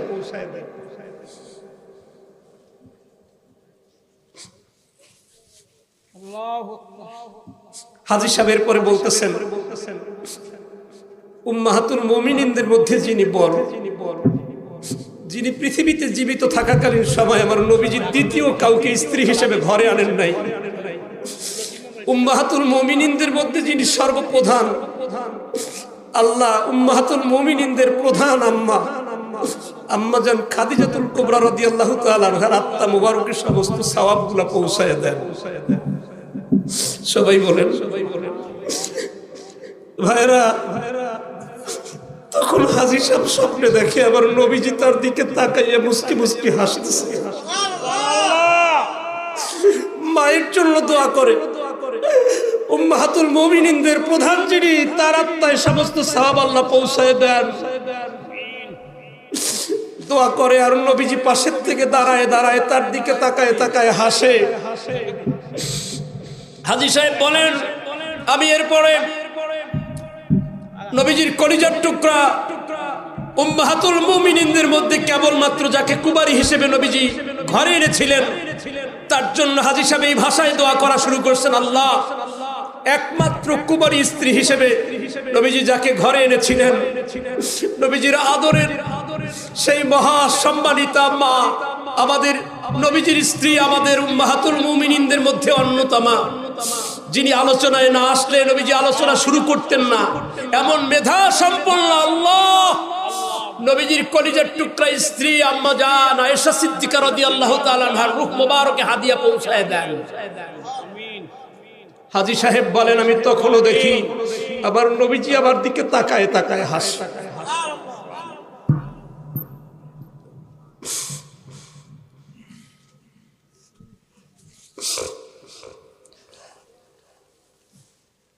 ভাইরা, হাজী সাহেবের ঘুম ভেঙে গেছে, পাগলের মতো হয়ে গেছে। ভোরবেলা যুগ শ্রেষ্ঠ আলেম আল্লামা ডক্টর কাফিলউদ্দিন সরকার সালি সাহেব হুজুর যেহেতু আমাদের পাহারাদার, আমাদের জিম্মাদার হুজুরের কাছে হাজী সাহেব ফোন দিলেন, হুজুর রাত্রে আমি নবীজিকে স্বপ্নে দেখেছি, আমি সালে সাহেব করতে গিয়া আম্মা জানদের প্রশংসা করেছি, বড় মায়ের প্রশংসা করেছি। বলতে পারেন হুজুর নবীর স্ত্রীকে বড় মা, আবার উম্মাহাতুল মুমিনিনদের মধ্যে প্রধান, এই জাতীয় শব্দগুলো কেন বলেন? আমার আল্লাহ বলছেন, আন-নাবিয়্যু আওলা বিল মুমিনিনা মিন আনফুসিহিম। আন-নাবিয়্যু নবী হলেন আওলা, আওলা সবার উপরে সর্বশ্রেষ্ঠ। সুবহানাল্লাহ বলেন। সুবহানাল্লাহ। কষ্ট হচ্ছে না তো কারো? নবী হলেন সবার শ্রেষ্ঠ। যারা মাহফিলের দায়িত্বে আছেন আমার কলিজার টুকরা যুবক বন্ধুরা, জায়গা থাকলে দাঁড়িয়ে থাকা ভাইদেরকেও বসায় দিয়েন, আর যদি জায়গা না থাকে তাইলে অন্তত মাঝখানে কোথাও ফাঁকা আছে কিনা আপনারা একটু দেখাশোনার দায়িত্ব করেন, পালন করেন, তবে কথা বলবেন না আপনারাও। আমার নবীজি আল্লাহ বলছেন, আন-নাবিয়্যু নবী হলেন আওলা মহান সর্বশ্রেষ্ঠ। সুবহানাল্লাহ বলেন। নবীজ্ঞ নবী আওলা সবার উপরে সর্বশ্রেষ্ঠ। বিল মুমিনিনা মুমিনদের কাছে। এখন আপনি মুমিন কিনা নিজেকে নিজে প্রশ্ন করেন, মুমিন হতে পারলেন কিনা? আল্লাহ নিজে বলেন মুমিন যদি হতে হয় তাহলে মুমিনের কাছে মুমিনের নবী হবে সর্বশ্রেষ্ঠ মর্যাদা। সুবহানাল্লাহ বলেন। মুমিন আন-নাবিয়্যু নবী আওলা সর্বশ্রেষ্ঠ মর্যাদাবান। বিল মুমিনিনা মুমিন। আল্লাহর ক্ষমা পেতে চাও, আল্লাহর কাছ থেকে রহমত পেতে চাও, ফাত্তাবিউনি বন্ধু আপনি বলেন তবে তোমরা আমার আনুগত্য করো। সুবহানাল্লাহ বলেন। ইউহিব্বুকুমুল্লাহ আমার আনুগত্য করলে কি হবে জানো? আল্লাহ তোমাদেরকে ভালোবাসবেন। সুবহানাল্লাহ বলেন। আল্লাহ তোমাদেরকে ভালোবাসা দিবেন। ওয়া ইয়াগফির লাকুম যুনুবাকুম তোমাদের গুনাহ সমূহ মাফ করে দিবেন। তো আল্লাহ যদি গুনাহ মাফ করে দেয় তারপরে আর কোনো চিন্তা থাকবে? বলেন চিন্তা থাকবে না? মুআজ্জাজ হাজিরিন, আল্লাহ আমাদেরকে যেন ক্ষমা করে দেন, বলেন আমিন। আমিন। তো হাজী সাহেব হুজুরের কাছে ফোন দিয়ে বলতেছে, হুজুর আমি গত রাতে প্রথম মা যেই কথাটা বলছিলাম, আন-নাবিয়্যু আওলা বিল মুমিনিনা মিন আনফুসিহিম ওয়া আজওয়াজুহু উম্মাহাতুহুম। আল্লাহ এরপরেই বলেন নবীর বিবিগণ তোমাদের মা। সুবহানাল্লাহ বলেন। বাংলাদেশের একজন গবেট বক্তা, বাংলাদেশের একজন গবেট বক্তা, অনেক যুবকদের আইডল, যুবকদের অনুসরণের পাত্র, এই ভয়ঙ্কর ঈমান চোরার বাটপার, এইটাই বলছে নবী মুহাম্মদ সে তো আমাদের ভাই। নাউজুবিল্লাহ বলেন। ভাই কেন? আল্লাহর হাবিব নিজেই তো বলছেন আল মুসলিমু আখুল মুসলিম, একজন মুসলমান আর একজন মুসলমানের ভাই। আল্লাহ নিজে বলছেন ইন্নামাল মুমিনুনা ইখওয়া, এক মুমিন আর এক মুমিনের ভাই। বন্ধু যদি তুমি এই কথা দিয়া নবীর ভাই বলো তাহলে আল্লাহ বলছেন আন-নাবিয়্যু আওলা বিল মুমিনিনা মিন আনফুসিহিম ওয়া আজওয়াজুহু উম্মাহাতুহুম। হুজুরের স্ত্রীদেরকে আমাদের মা ডাকতে আল্লাহ নিজে শিক্ষা দিচ্ছেন। কথাটা আল্লাহ বলছেন ওয়া আজওয়াজুহু, ওয়া আজওয়াজুহু তার বিবিগণ, উম্মাহাতুহুম, উম্মাহাতুহুম ওয়া আজওয়াজুহু উম্মাহাতুহুম তার বিবিগণ উম্মতের মা। সুবহানাল্লাহ বলেন। সুবহানাল্লাহ। তাহলে নবীর বিবিগণ যদি আমাদের মা হয় নবীরে কি ডাকবো? ভাই কথা বলেন। নবী কি হইবে তাইলে? নবীর বিবিরা যদি মা হয়, আম্মা জান খাদিজা রাদিয়াল্লাহু তাআলা আনহা যদি মা হয়, মা আয়েশা রাদিয়াল্লাহু তাআলা আনহা যদি মা হয়, হাবিবা রাদিয়াল্লাহু তাআলা আনহা যদি মা হয়, সাউদা রাদিয়াল্লাহু তাআলা আনহা যদি মা হয়, তাহলে নবী কি হবে? ভাই এই বলদটাই কোন জায়গা থেকে আইছে? এই বলদ কোন জায়গায় লেখাপড়া করছে?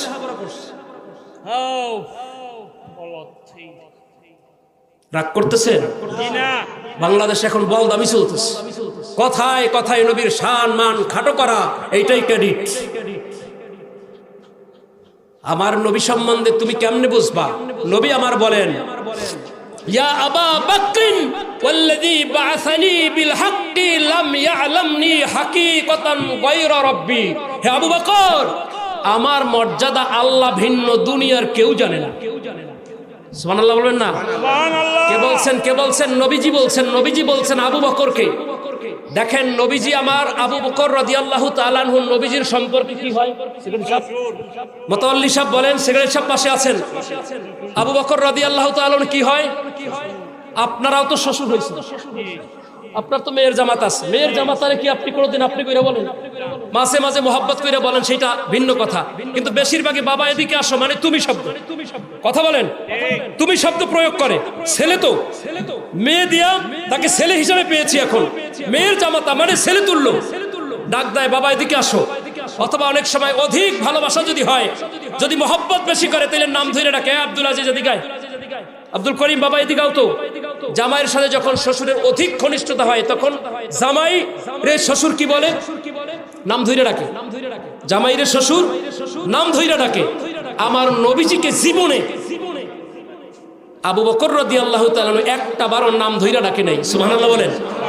ওমর রাদিয়াল্লাহু তাআলা কোনদিন নাম ধইরা ডাকে নাই। শুধু নাম ধইরা ডাকে নাই এমনটাই না, কোনদিন আমার নবীজিকে দুই শ্বশুর নাম ধইরা ডাকা তো দূরের কথা, আমার নবীজিকে কোনদিন ইয়া রাসূলুল্লাহ এই শব্দ ছাড়া ভিন্ন কোনো শব্দেও ডাকেন নাই। ইয়া রাসূলুল্লাহ, ইয়া হাবিবাল্লাহ, আমার মা বাবা আপনার নুরানি কদমে কোরবান হোক। এরপরে তাদের কথাগুলো, তাদের দাবিগুলো নবীজির সামনে পেশ করেছেন। এ ভাই, শ্বশুর বাবার সম্পর্ক, শ্বশুর জামাইয়ের সম্পর্ক ভিন্ন কথা। নবীজির স্ত্রী 13 জন, উম্মাহাতুল মুমিনিন ওয়া আজওয়াজুহু উম্মাহাতুহুম, মায়েদের মর্যাদা কেমন শোনেন।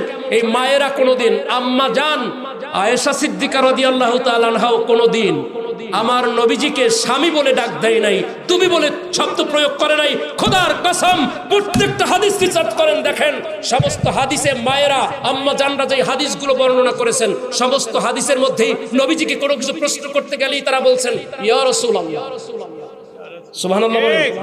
স্বামীর সাথে এতটা ঘনিষ্ঠ, এক জায়গায় থাকার অধিকার, এক বিছানায় থাকার অধিকার নিয়ে স্বামীর ঘরে প্রবেশ করছেন, কিন্তু নবী হিসেবে মর্যাদা দিতে গিয়া কোনোদিন তার স্বামী বইলা একটা শব্দ প্রয়োগ করে নাই, বরং প্রত্যেকটা জায়গায় নবীজিকে বলছেন ইয়া রাসূলুল্লাহ। তুমি বাটপার, ওই যে একজনে বলছে ওরে বাটপার, তুমি বাটপার, আমার নবীজির মর্যাদা চিনবা না, বুঝবা না, কারণ তোমার দিলটাই তো ইহুদি নাসারাদের ডলার খাইয়া নষ্ট হয়ে গেছে। নবী চিনবা কেমনে? আম্মা জান আয়েশা রাদিয়াল্লাহু তাআলা আনহার উক্তি, আম্মা জান বলেন ইয়া রাসূলুল্লাহ, ইয়া হাবিবাল্লাহ, আপনার ঘরে আয়েশা সব পেয়েছি, একটা জিনিস পাই নাই।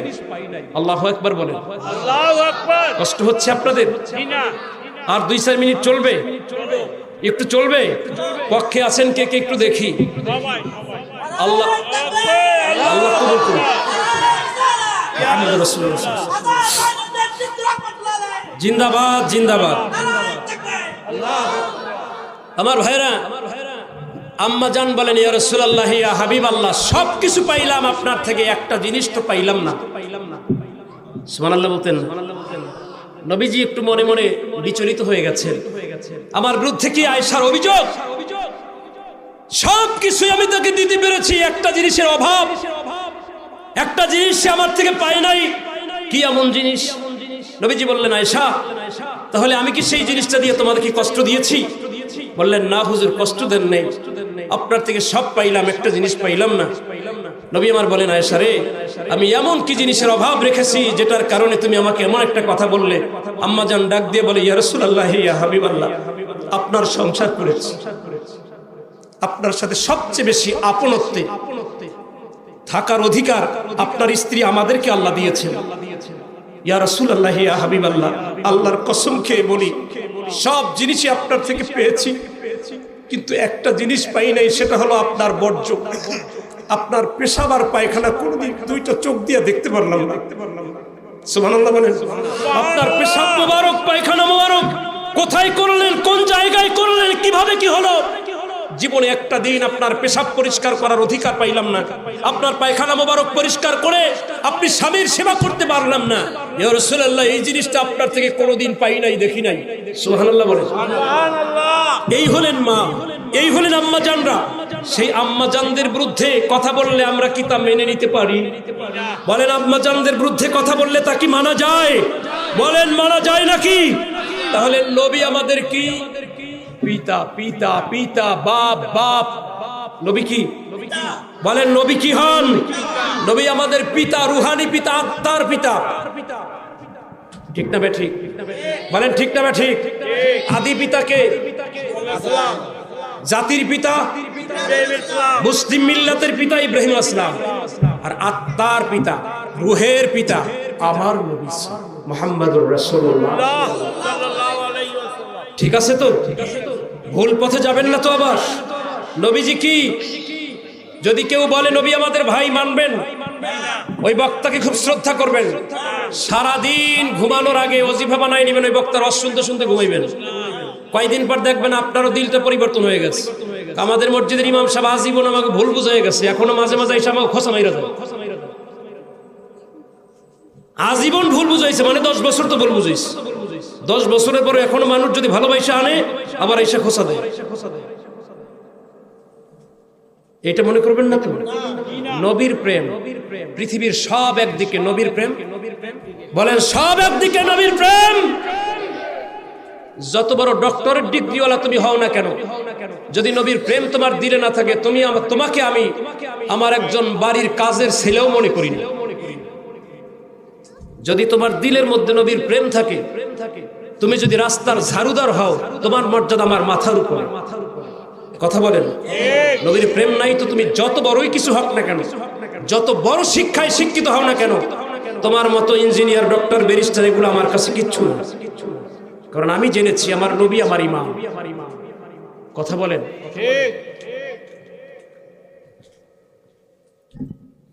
নবী কি? নবী আমাদের ইমান। বলেন কি কি ইমান? দুইটা কথা বলবো, এরপরে আলোচনা শেষ করবো ইনশাআল্লাহ। গাউসে পাক আব্দুল কাদের জিলানী রহমাতুল্লাহি আলাইহির কাছে একজন মুরিদ আসছে, যেহেতু পীর মুরিদের আলোচনা, এটা পীর মুরিদি আলোচনা। খাজা মাইনুদ্দিন চিশতি রহমাতুল্লাহ স্মরণের মাহফিল আসছে হুজুরের কাছে। হুজুর, আমার মেয়েকে আমি খুব শিষ্টাচার শিক্ষা দিচ্ছি, ভদ্র শিষ্টাচার কোরআনের শিক্ষায় শিক্ষিত করেছি, নামাজি, তাকওয়াবান, আল্লাহওয়ালা।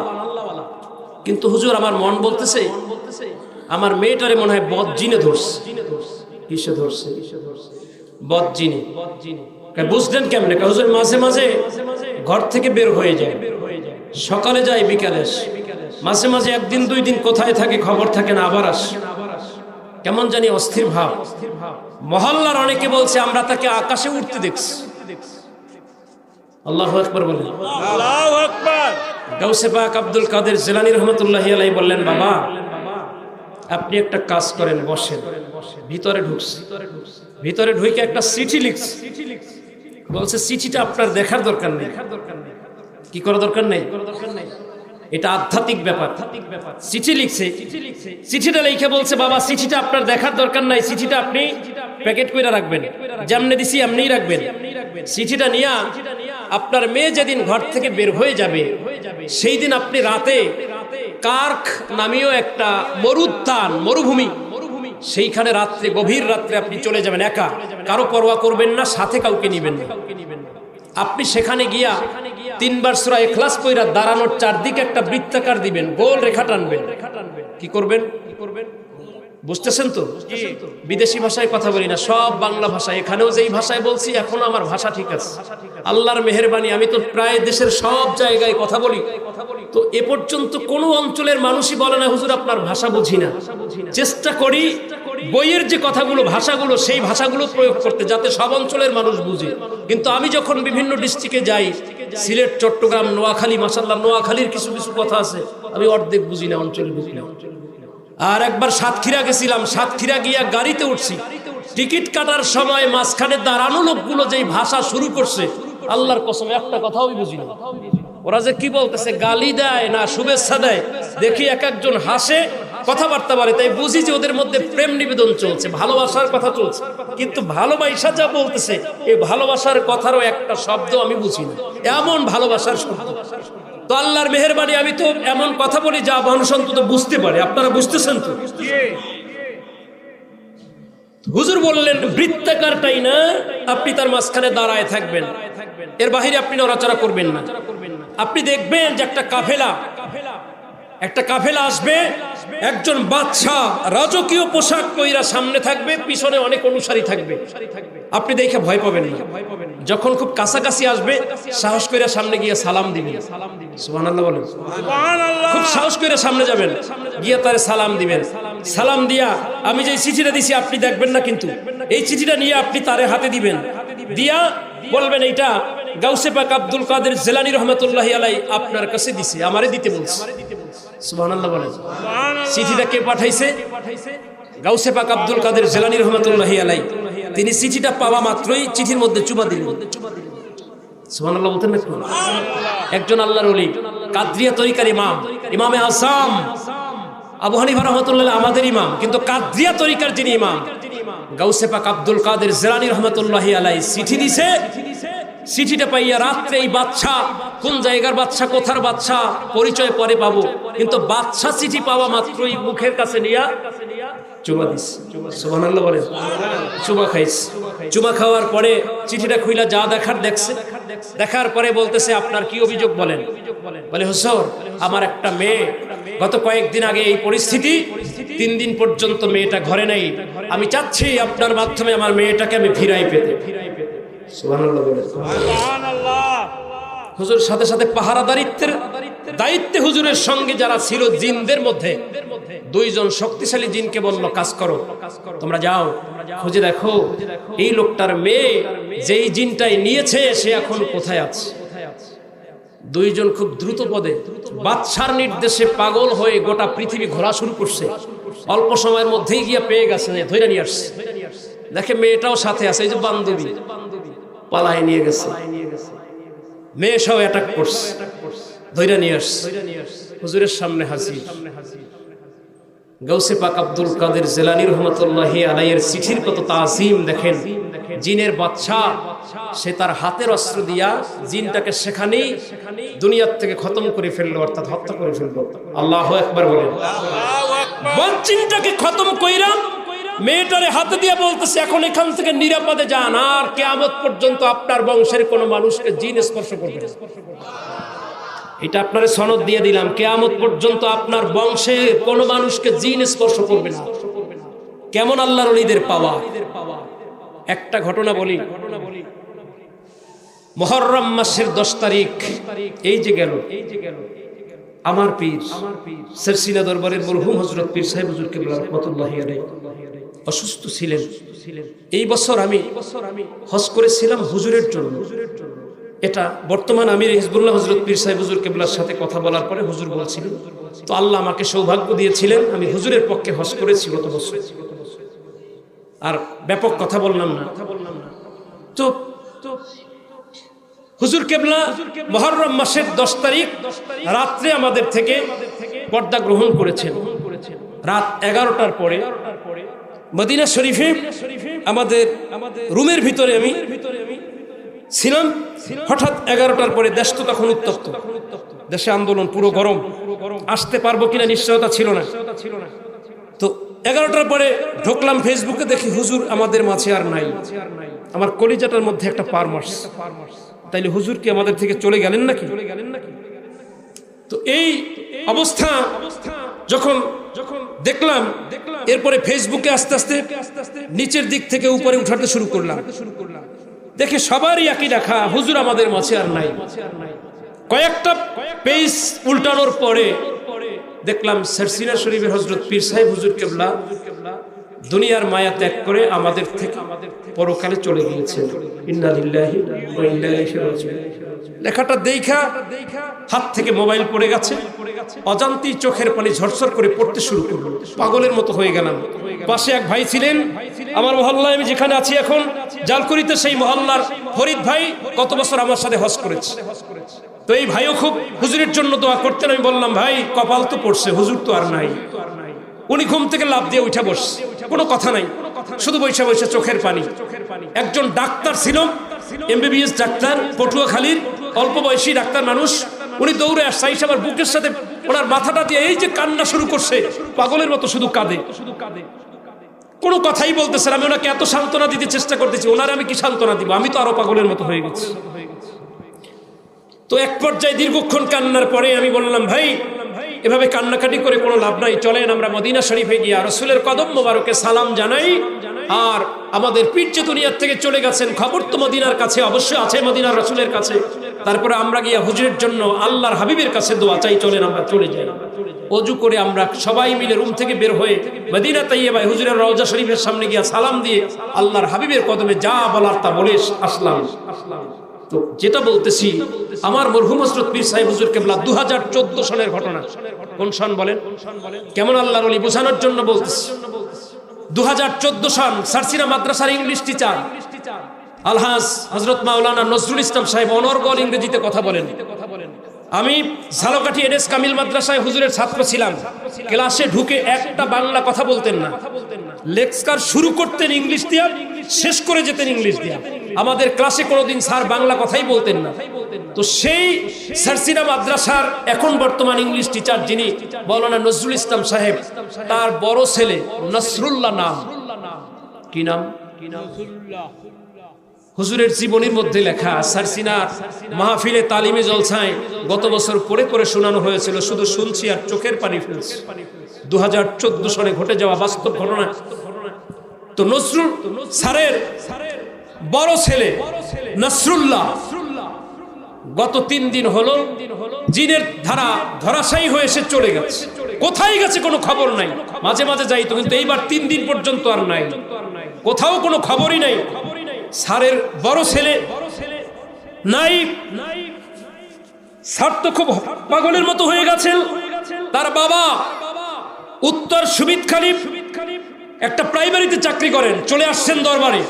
আয়েশা সেও পাগলের মতো হয়ে গেছেন, দাদার বড় নাতি। সারসিনা দরবারের শিক্ষক ছাত্র সবাই পাগল পারা।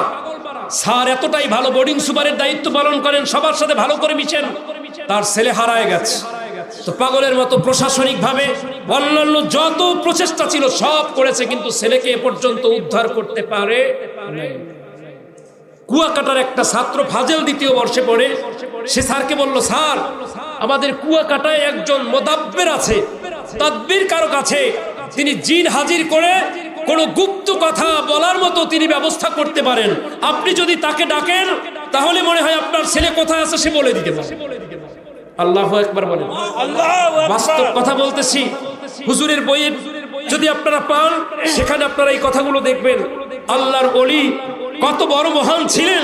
এই আল্লাহর ওলি তার দরবারে বসে ঘটে যাচ্ছে 3 দিন পর্যন্ত স্যারের ছেলের খবর নাই। জিনের সেই ওস্তাদকে খবর দেয়া হলো, স্যারের বাসায় রাত্রে বসলো, অনেক রাত্রে। সারসিনা মাদ্রাসার তৎকালীন প্রিন্সিপাল মাওলানা শরাফত আলী শাহ হুজুর, ডক্টর শরাফত আলী শাহ বর্তমান প্রিন্সিপাল হুজুর ছিলেন, আরো অনেক ওলামায়ে কেরাম, কাফিরউদ্দিন সরকার শাহ হুজুরের শ্বশুর আল্লামা নেসারউদ্দিন সাহেব রহমতুল্লাহি আলাইহি, হুজুরের শ্বশুর সেখানে বসা, সমস্ত আলেম ওলামাগণ সেখানে বসা ছিলেন। রফিকুল্লাহ নেসারি হুজুর সহ অন্যান্য ওলামায়ে কেরাম বসা। বাতি বন্ধ করতে বললেন। মোদাব্বের যিনি আসছেন তিনি বললেন বাতি বন্ধ করেন। কতক্ষণ পরে টিনের উপর থেকে শো শো আওয়াজ আসতেছে, আর একটা সালাম আসছে অস্পষ্ট আওয়াজে, আসসালামু আলাইকুম ওয়া রাহমাতুল্লাহ।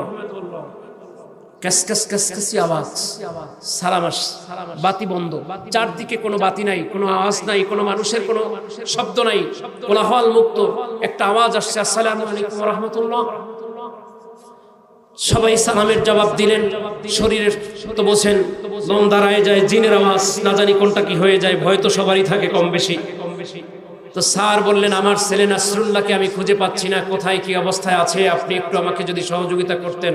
বললেন, আপনারা অনেক বাড়াবাড়ি করে ফেলছেন, প্রশাসনিক দায়িত্বে আপনারা তদবির করছেন, মোদাব্বেরগিরি করাইছেন, অনেক মানুষ দিয়ে করাইছেন, অনেক বেশি বাড়াবাড়ি করে ফেলছেন। বললেন, বাড়াবাড়ি করছি, নিজের ছেলে তো পাওয়ার জন্য করছি, নিজের ছেলেকে পাওয়ার জন্য করছি, এখন কি করতে হবে, কেমনে পাবো, সঠিক পথ বলেন। বললেন বাদশাকে বাদশারে দিয়া বলাইতে হবে, কারণ আপনার ছেলে এখন সাধারণ জায়গায় নাই। আপনার ছেলে এত কিছু করার কারণে আমাদের বাদশা জিনের বাদশার নিয়ন্ত্রণে আছে। তার কাছ থেকে আনতে হলে বর্তমান জামানার যিনি বাদশা মানুষদের মধ্যে, সেই বাদশারে দিয়ে বলাইতে হইবে। তাই বর্তমান বিশ্বের বাদশাকে না আমেরিকার ডোনাল্ড ট্রাম্প।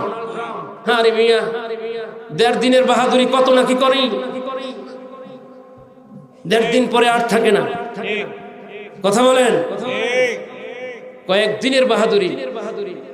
এখন ডোনাল্ড ট্রাম্পের দিকে ইঙ্গিত করে নাই, বলছে বাদশারে দিয়ে বলাইতে হবে, তাইলে পাইবেন। বাদশাকে ধমক দিছে, চিনেন না মিয়া, বাদশার কাছে থাইকা বাদশারে চিনেন না। আপনার পীর বর্তমান জামানার বাদশা, তারে দিয়ে বলান জিনের বাদশারে, সময় লাগবে না, টনক লইয়া গেছে সময়। বাদশা আমার পীর। তো পীর সাহেব হুজুর তখন ছিলেন উত্তরবঙ্গের সফরে, দীর্ঘদিনের সফর তালিকায় হুজুর চলে আসছেন। সারসিনায় অন্তত 1 সপ্তাহের মধ্যে আসার সম্ভাবনা নাই, কিন্তু হুজুরকে এখন তো দরকার, ছেলে উদ্ধার করতে এখন দরকার। আর হুজুর তো দীর্ঘদিনের সফরে চলে গেছে উত্তরবঙ্গে। আল্লাহর কি মর্জি, আল্লাহর খেলা বোঝা যায় না। হুজুরের নামাজ পয়রা মসজিদ থেকে মুসল্লিরা বের হচ্ছে। তৎকালীন সময়ের প্রিন্সিপাল হুজুর মসজিদ থেকে বের হইরা দেখে হুজুরের গাড়ি হুজুরের খানকার সামনে হাজির। পীর সাহেব হুজুর কেবলা সারসিনা দরবারে কাউকে না বইলা প্রোগ্রাম সূচি সব ক্লোজ কইরা হঠাৎ কইরে সারসিনা দরবারে গিয়ে হাজির হয়ে গেছে। অলৌকিক ভাবে কালকে রাত্রে আমাদের হুজুরকে দরকার, কিন্তু হুজুরকে যে আমরা আনবো প্রোগ্রাম সূচি অনুযায়ী হুজুরে মাহফিলে আছেন, হুজুরকে এখন আসতে বলাও ঠিক হবে না, এটা আদব না। তাহলে এখন কি হবে আমাদের? কিন্তু ভোরবেলা প্রিন্সিপাল হুজুর ইংলিশ স্যারের এই নাম্বারে ফোন দিয়ে কয়, স্যার পীর সাহেব হুজুর খানকার সামনে এসে হাজির। সুবহানাল্লাহ বলতেন না? স্যার এই খবর পাইয়া কি জামাগাই দিবে, পাগলের মতো দৌড়। ছেলে নাই 3-4 দিন পর্যন্ত পাগলের মতো হয়ে গেছে, 3 দিনে খায় নাই কিচ্ছু, না খাওয়া মানুষ পাগলের মতো হুমড়ি খাইয়া দৌড় গিয়া হুজুরের পা ধইরা এই যে কান্না শুরু করছে। হুজুর বলে, কি হয়েছে বলেন, কি হয়েছে?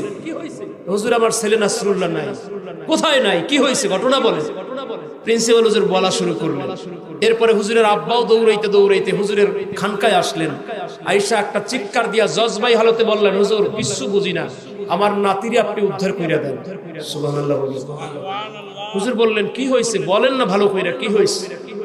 হুজুর এই ঘটনা, জিনের মোদাব্বিরি দিয়া আমরা জানতে পারছি সে নাকি এখন জিনের বাদশার কাছে আছে।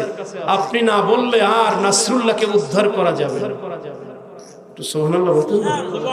এমনি আল্লাহর ওলিদের সাথে দুশমনি কইরেন না, এত সহজ মনে কইরেন না।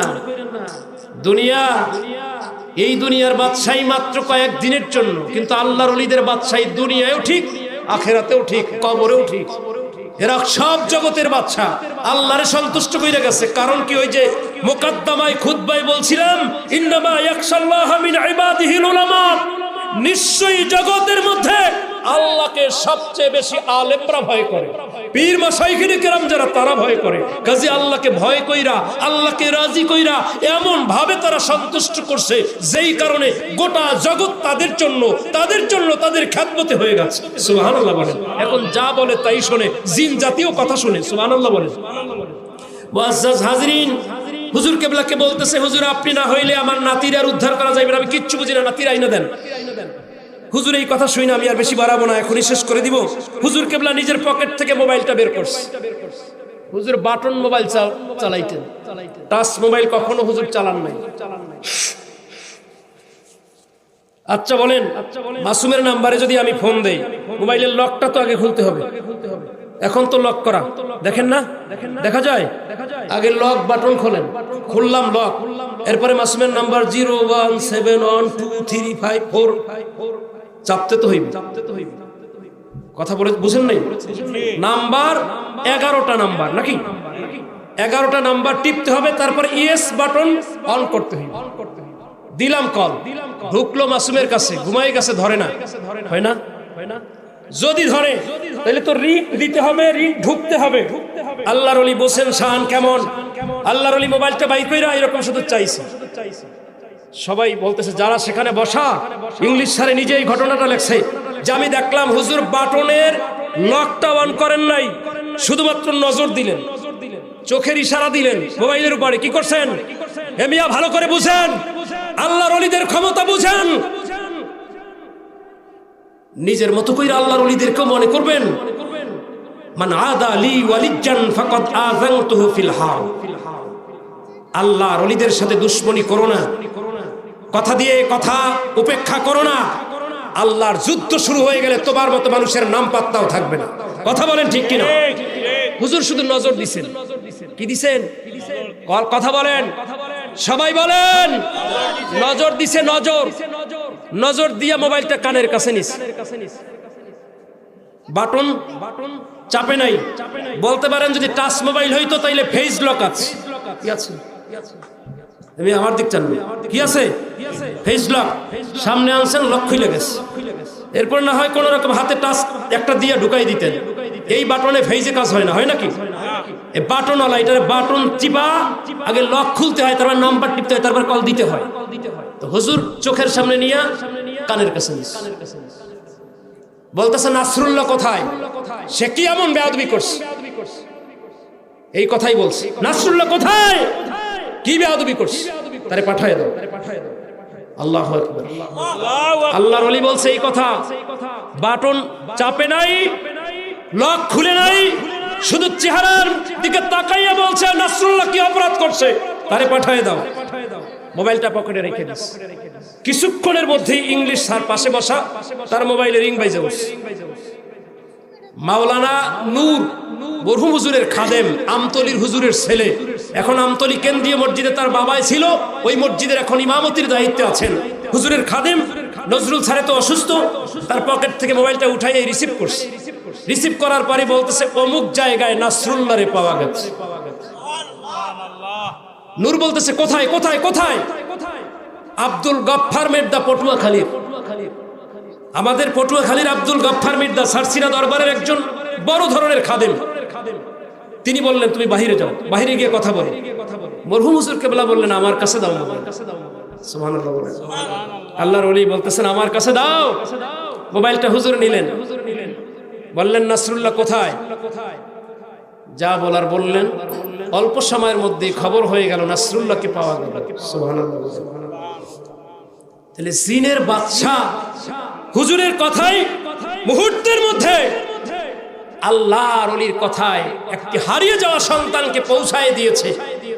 তো আল্লাহ আলাইহির কথায় চিঠির বরকতে এক ভদ্রলোক তার মেয়েকে পেয়েছে। আর আমার পীরের চোখের পাওয়ারে জিনের বাদশা 3 দিন আগে নিয়ে যাওয়া মাদ্রাসার শিক্ষকের ছেলেকে পৌঁছায় দিতে বাধ্য হয়েছে। আল্লাহু আকবার বলেন।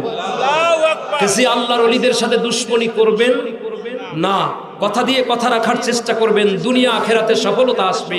আর যদি আল্লাহর ওলিদের সাথে কথা দিয়ে কথা না রাখেন, দুনিয়া আখেরাতে বড় ধরনের খেসারত দিতে হবে, দিতে হবে, দিতে হবে। কথা বলেন ঠিক কিনা? আল্লাহ আমাদেরকে বোঝার মানার তৌফিক নসিব করুন। মুআজ্জাজ হাজিরিন, বলেছিলাম মদিনা তাইয়্যিবায় প্রবেশ করে খাজা মাইনুদ্দিন চিশতি আজমিরি সানজিরি রহমাতুল্লাহি আলাইহি কথাটা বলি, আমি আলোচনা শেষ করব ইনশাআল্লাহ। মদিনা শরীফে প্রবেশ করতে জুতা খুলে নিয়েছেন, মনে আছে না? জুতা খুলে বগলের মধ্যে নিয়েছেন। পীর ওসমান হারুনি রহমাতুল্লাহি আলাইহি বলেন বাবা জুতা পায়ে দাও, পায়ে ফসকা পড়ে যাবে। বললেন হুজুর পায়ে ফসকা পড়বে তো এখন নূতন কইরা আপনি বলতেছেন, আমার পুরো দেহটাকে তো আপনি ইলমে মারিফাতের নূর দিয়া ফসকায় ভইরা দিবেন, পায়ের নিচে ফসকা পড়লে আর কি হবে? এই ফসকারে আমি ভয় পাই না, আমার পুরো শরীরটাই তো ইলমে মারিফাত, ইলমে হাকিকতের নূরে আপনি পুরা সারখাত কইরা দিবেন। কাজী আমার গায়ে পায়ের নিচে ফসকা পড়বে, এটারে আমি পরোয়া করি। এটার নাম ইশক, এটার নাম মহব্বত, এটার নাম নবী প্রেম। কথা বলেন। আর বেশি ওয়াজ নাই, শেষ হয়ে যাচ্ছে। মুআজ্জাজ হাজিরিন, এই কথার পরে আমার নবীজি রাসূলুল্লাহ সাল্লাল্লাহু আলাইহি ওয়াসাল্লামের মদিনা মসজিদে নববীর একদম কাছে চলে গেছে। সুবহানাল্লাহ বলেন। কোথায় কোথায় কোথায়? হাজী সাহেবরা বুঝবেন। বাবু সালাম দিয়ে যখন ঢুকে, আরে কি এক মসজিদ! আপনাদের মসজিদ আল্লাহর মেহেরবানি। আমার কলিজার টুকরা বর্তমান মোতাওয়াল্লি সাহেব ওই সময় উদ্যোগ নেওয়ার কারণে মসজিদ এখন এত সুন্দর। এখন বর্তমান প্রেক্ষাপটে মসজিদের উদ্যোগ নিলে মসজিদ হতে অনেক দিন সময় লাগছে, উদ্যোগ নেওয়ার কারণে মসজিদ হয়ে গেছে। আলহামদুলিল্লাহ বলেন। এই যে মসজিদ এত সুন্দর, আপনাদের সকলের দ্বারে দ্বারে ঘুরে আমি অধমত অনেক জায়গায় গিয়েছি, বিভিন্ন সময় জুমার দিন, সবে বরাতে, সবে কদরে, বিভিন্ন দিন আপনাদের কাছে ভিক্ষার মতো হাত বাড়িয়ে দিয়ে আপনাদের কাছ থেকে করে ইয়া রাসূলুল্লাহ, ইয়া হাবিবাল্লাহ, নবী গো আসছি আপনার রওজা শরীফের সামনে, আমারে আপনি মেহেরবানি করে দেখা দিয়ে, আমারে দেখা দিয়ে আমার কলিজাটা আপনি ঠান্ডা কইরা দিয়ে।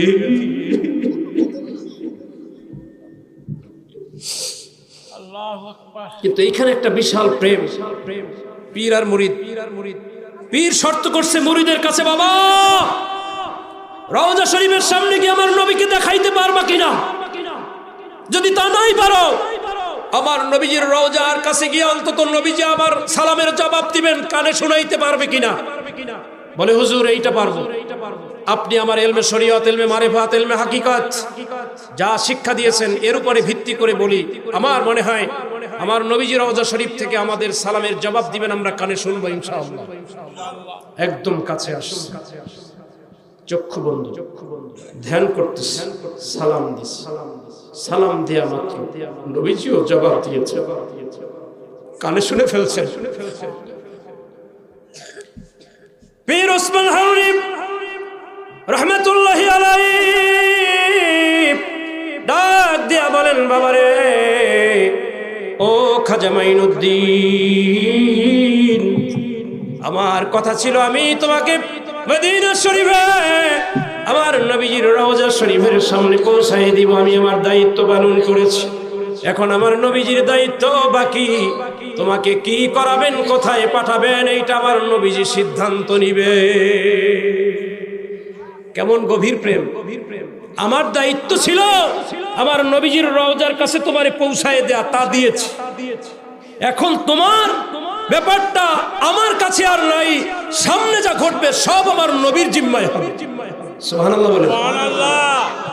কতক্ষণ পরে রওজা শরীফ থেকে আমার নবীজি একটা আনার, আস্ত আনার, এটা হাত বের কইরা খাজা মাইনুদ্দিন চিশতি আজমিরি সানজি রহমাতুল্লাহ হাতে দিলেন। আর জোরে নবী আবার বললেন, খাজা মাইনুদ্দিন রে, এখানে তোমার জন্য থাকার জায়গা না, তুমি আজমির শরীফে যাও, ভারতবর্ষের আজমির নামীয় জায়গায় যাও। তিনি বললেন, ইয়া রাসূলুল্লাহ, আমি তো আজমির চিনি না, কেমনে যাব, পথ পাড়ি দিব কেমনে, এত বিশাল পথ। বললেন, আনার দানাগুলা খাইতে থাকো, আনার খাওয়াও শেষ, তোমারও আজমির পৌঁছা শেষ। আরো জোরে ভাই, এগুলো আধ্যাত্মিক জগতের কথা, এগুলো বুঝতে তো আত্মা লাগে, দিল লাগে, মহব্বত লাগে। অনেক লম্বা কথা। তিনি আজমিরে আসলেন, অনেক কথা। এরপরে আজমিরে কি ঘটছে আমার মামা বলছেন, আমার আগের বক্তা বলছেন মাওলানা আহমদুল্লাহ সাহেব। আজকে রাত্রে আর আমি কথা বাড়াতে চাই না। মোতাওয়াল্লি সাহেবের ছোট্ট ছেলে আমার আব্বুটা দীর্ঘ সময় বসে আছেন, বুঝতেছি ছোট্ট মানুষ তো বারবার যাওয়ার জন্য একটু চেষ্টা করতেছেন, বলতেছেন আব্বু চলো, আপনাদেরও কষ্ট হচ্ছে, আমি আপনাদেরকেও আর কষ্ট দিব না, অল্প সময়ের মধ্যেই আমরা দোয়া মোনাজাত করবো ইনশাআল্লাহ। আমি আবারও সাধুবাদ জানাচ্ছি, ধন্যবাদ জানাচ্ছি যারা এই মাহফিলে আপনারা আমার কলিজার টুকরা আসগর আলী ভাইয়ের সাথে সহযোগিতা করেছেন, আপনারা যারা এই মাহফিলকে এত সুন্দর করে সাজানোর পিছনে শ্রম দিয়েছেন, কষ্ট করেছেন, আমরা সকলের কষ্ট শ্রম যেন আল্লাহ কবুল করেন। আমরা যা শুনেছি এই কথাগুলো যেন আমাদেরকে আমলের তৌফিক নসিব করেন। দোয়া হবে সকলের জন্য। এরপরও বেশ কয়েকজনের নাম এখানে এসেছে, আমরা তাদের নামগুলো বলবো। এর আগে আসেন, আমরা ভর মজলিসে অসংখ্য মানুষ এই গভীর রাত্রে আমার কলিজার টুকরা প্রিয় নবীর নুরানি কদমে মদিনা তৈয়বার সেই হুজুরের রওজা শরীফের সবুজ গম্বুজের নিচে আমার নবীজিকে খেয়াল করে দাঁড়িয়ে একটু সালাম দিব। রাজি আছেন না? তাহলে সকলে আর দেরি না করি, ইয়া নবী সালাম আলাইকা, ইয়া রাসূল সালাম আলাইকা, ইয়া হাবিব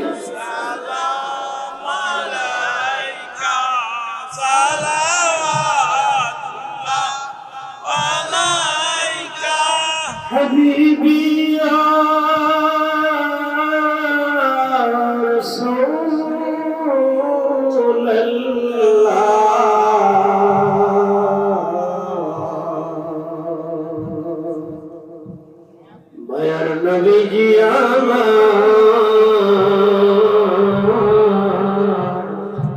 ওয়া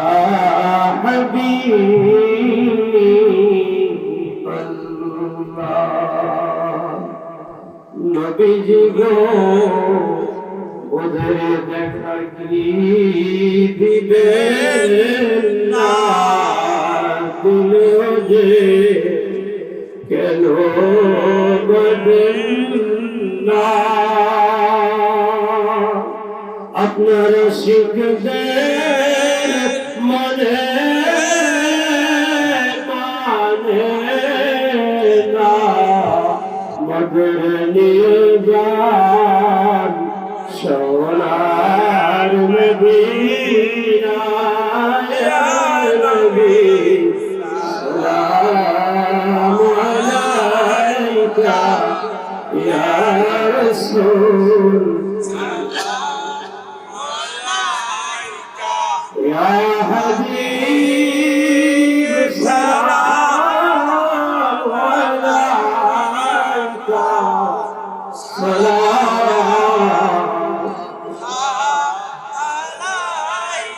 ইয়া রাসূলাল্লাহ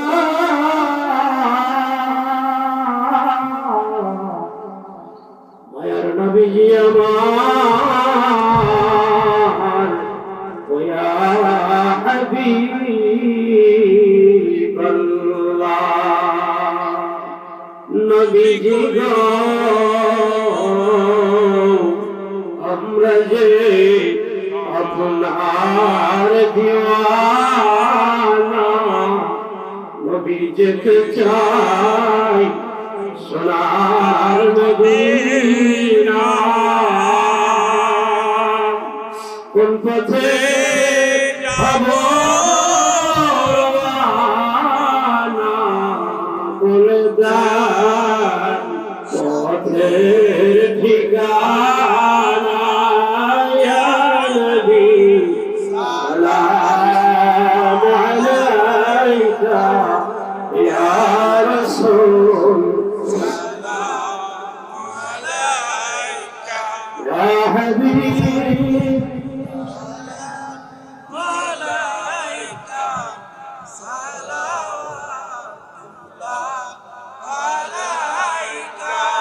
জীবনে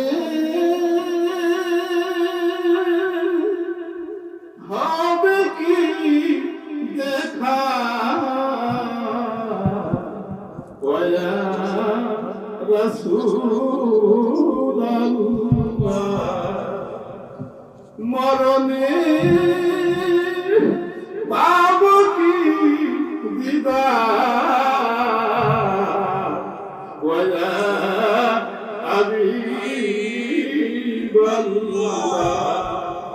আমাদের মরণ কালে নবী আপনাকে শিরনে পেলে থাকবে না মরণ যন্ত্রণা এরা শিখে ইহাই কামনা ইয়া নবী সালাম আলাইকা ইয়া রাসূল সালাম আলাইকা ইয়া হাবিব সালাম আলাইকা সালাম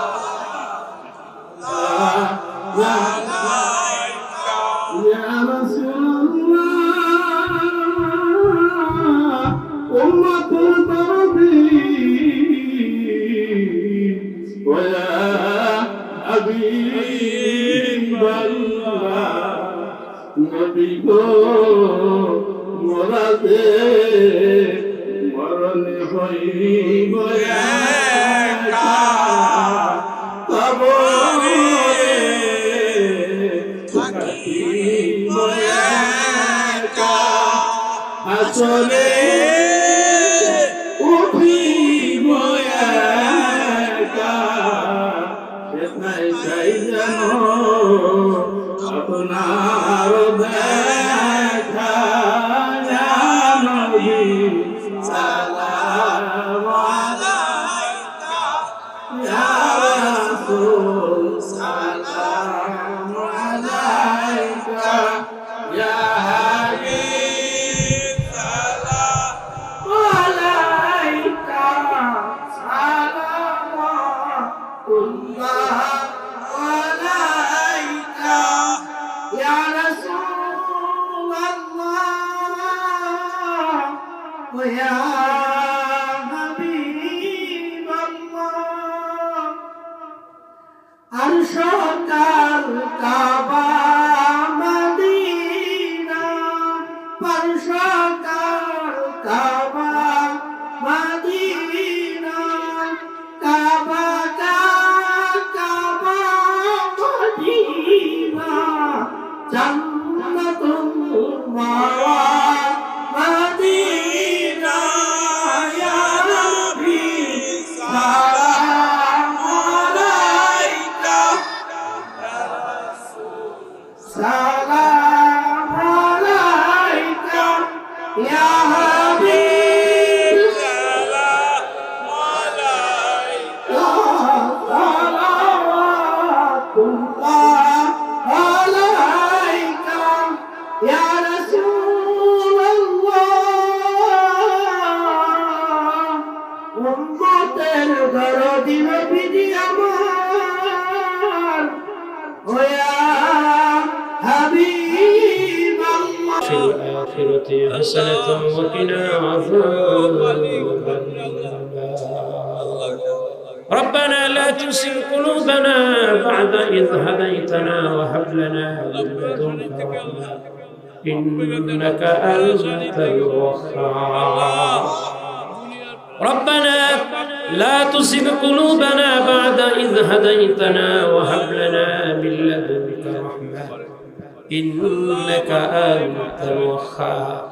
يا الله تعالى يا الله আল্লাহ গো আপনার মহান ওলি আল্লাহ খাজা মাইনুদ্দিন চিশতি আজমিরি সামদিনী রহমাতুল্লাহি আলাইহি আল্লাহ জগৎ বিখ্যাত একজন নবী ছিলেন। আল্লাহ তার আত্মার মাগফিরাত কামনায় তার ইসালে সওয়াবের নিয়তে আল্লাহ প্রতি বছর আমাদের সকলের কলিজার টুকরা আলী আসগর আল্লাহ একটা মহান দায়িত্ব পালন করে থাকেন। আল্লাহ আল্লাহ আপনার অলির স্মরণে অত্র অঞ্চলের সমস্ত নবী প্রেমিক আউলিয়াদের ভালোবাসার মানুষদেরকে জড়ো করে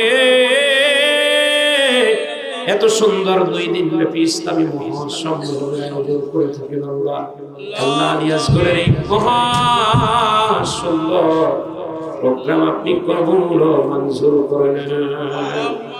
আল্লাহ তাআলা এই মাহফিলের শুরু থেকে এই পর্যন্ত যত আল্লাহ কোরআন তেলাওয়াত ওয়াজ নসিহত আল্লাহ তাবাররুকের আয়োজন মানুষের খেদমত যা কিছু হয়েছে আল্লাহ আপনি সব কিছু কবুল ও মঞ্জুর করে নেন। আল্লাহ সওয়াবকে কোটি কোটি গুণে বৃদ্ধি করে গভীর রাতে আমার নবীজি নুরানি কদম মোবারকে পৌঁছে আল্লাহ মন চায় বারবার মদিনা শরীফে চাই। আল্লাহ আমাদের নবীজির কদম মোবারকে বারবার আমাদেরকে হাজিরা দেওয়ার তৌফিক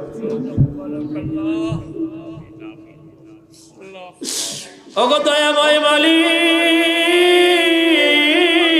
আল্লাহ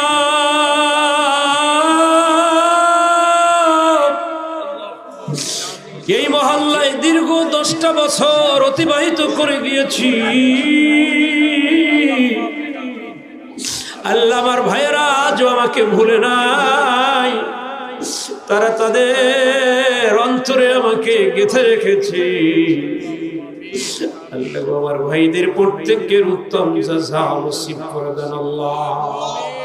ওগো দয়াময় মালিক আল্লাহ,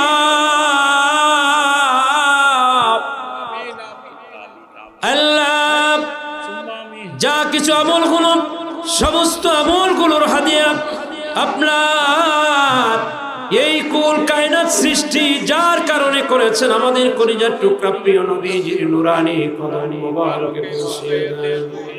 হুজুরের কলিজার টুকরা আহলে বাইত আসওয়াজুন নবী সাল্লাল্লাহু আলাইহি ওয়াসাল্লাম, সাহাবা আজমাইন, খোলাফায়ে রাশিদিন, শুহাদায়ে কিরাম, জান্নাতুল বাকি, জান্নাতুল মুআল্লায় সওয়াব আল্লাহ পৌঁছে দেন।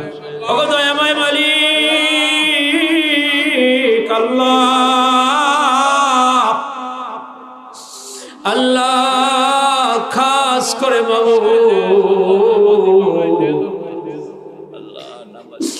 আল্লাহ আল্লাহ চার তরিকার চার ইমাম, চার মাযহাবের ইমাম আল্লাহ, বিশেষ করে খাজা মাইনুদ্দিন চিশতি আজমিরি সানজিরি রহমাতুল্লাহি আলাইহির রূহ মুবারকে সমস্ত সওয়াবগুলো পৌঁছে ফুরফুরা জৈনপুর খানদানের সমস্ত আউলিয়া কিরামদের রূহবাগে পৌঁছে দেন। ও মালিক আল্লাহ, আল্লাহ গত বছর হজে থাকার সময় মুহররম মাসের 10 তারিখে আমার পীর মুর্শিদ সারসিনা শরীফের মরহুম হযরত পীর সাহেব হুজুর কেবলা আমাদেরকে অসহায় বানাইয়া আল্লাহ আপনার ডাকের সাড়া দিয়া চলে গেছেন জান্নাতে। আল্লাহ আমার পীর মরহুম হযরত পীর সাহেব হুজুর কেবলাকে জান্নাতুল ফেরদাউসের আলা মাকাম নসিব করে দান। আল্লাহ সারসিনার বড় আব্বা হুজুর রহমাতুল্লাহ, দাদা হুজুর রহমাতুল্লাহি আলাইহির রূহ মুবারকে পৌঁছায় দেন। সিলসিলার সমস্ত খোলাফা পীর ভাই মুহিদ্দিন যারা যেখানে ঘুমানো প্রত্যেকের রূহবাগে পৌঁছায় দেন। আল্লাহ আল্লাহ অত্র অঞ্চলের অনেক মানুষ অন্ধকার কবরে চলে গিয়েছে। আল্লাহ আল্লাহ আমার ইমামতির জীবনের শুরু হইতে চলে যাওয়ার পরে এই পর্যন্ত অনেক মানুষই কবরে চলে গিয়েছে। আল্লাহ আল্লাহ যারা কবরে চলে গেছে সবাইরে আপনি মাফ কইরা দেন। আল্লাহ সবার কবর আযাব বন্ধ কইরা দেন। সম্মানিত অতিথিবৃন্দের আল্লাহ, কারো মা, কারো বাবা, কারো ছেলে, কারো মেয়ে, কারো স্ত্রী দুনিয়া থেকে বিদায় হয়েছে। আল্লাহ সকলের কবর আযাব আপনি মাফ কইরা দেন। আল্লাহ যারা খেদমত করেছে টাকা দিয়া, পয়সা দিয়া, শ্রম দিয়া, আল্লাহ মাহফিলকে সুন্দরভাবে উঠানোর জন্য যারা শ্রম দিয়েছে সকলের শ্রমগুলা কবুল করে নেন। আল্লাহ যারা এখানে শ্রম দিয়েছে এদেরকে জান্নাতের পাহারাদার বানায় দিয়েন, জান্নাতের লিডার বানায় দিয়েন। আমার কলিজার টুকরা সব যুবক বন্ধুদেরকে ইমাম হাসান হুসাইন রাদিয়াল্লাহু তাআলা আনহুমার সঙ্গী করে জান্নাতুল ফেরদাউস দান করে দিয়েন। আল্লাহ আল্লাহ কলিজার টুকরা আলী আসগর ভাইয়ের আব্বা দুনিয়ায় নাই। আল্লাহ তাকে জান্নাতুল ফেরদাউসের আলা মাকাম নসিব করে দেন। আল্লাহ আল্লাহ খাজা মাইনুদ্দিন চিশতি আজমিরি সানজিরি রহমাতুল্লাহি আলাইহির মাহফিল ওসিলায় তার আব্বাকে আপনি ক্ষমা করে দেন, জান্নাতের মেহমান বানায় নেন। আল্লাহ তার আম্মা জীবিত আছে, হায়াতে বরকত দেন। আল্লাহ তাকে শারীরিকভাবে সুস্থ রাখেন। আল্লাহ আমার মা বোনদের উপরে আল্লাহ খাস দয়া বর্ষণ করেন। আল্লাহ সবাইকে সুস্থ করেন, অসুস্থ যারা সুস্থ করেন, বিপদগ্রস্ত যারা বিপদ থেকে হেফাজত করেন। আল্লাহ তাআলা যারা বিপদগ্রস্ত বিভিন্ন মামলা মোকদ্দমায় আল্লাহ সবাইকে বিপদ আপদ থেকে হেফাজত করেন। আল্লাহ তাআলা আলী আসগরের জন্য তার যুবক বন্ধুরা সকলে দোয়া চেয়েছে। আল্লাহ তার জন্য আল্লাহ একজন আবেদা জাহেদা নেককারিনী স্ত্রীর ব্যবস্থা করে দিয়েন। আল্লাহ আল্লাহ তাআলা নবীর এই সুন্নাতটা অচিরেই যেন তিনি আমল করতে পারেন তার ঘরে। আল্লাহ একজন নেককারী বিবি আল্লাহ তার ঘরে আপনি পৌঁছায় দিয়ে।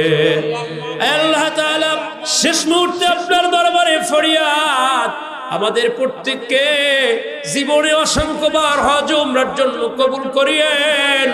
আল্লাহ মৌতের সময় জবানে কালেমা জারি করে দিয়েন, লা ইলাহা ইল্লাল্লাহু মুহাম্মাদুর রাসূলুল্লাহ। আসসালামু আলাইকুম ওয়া রাহমাতুল্লাহ।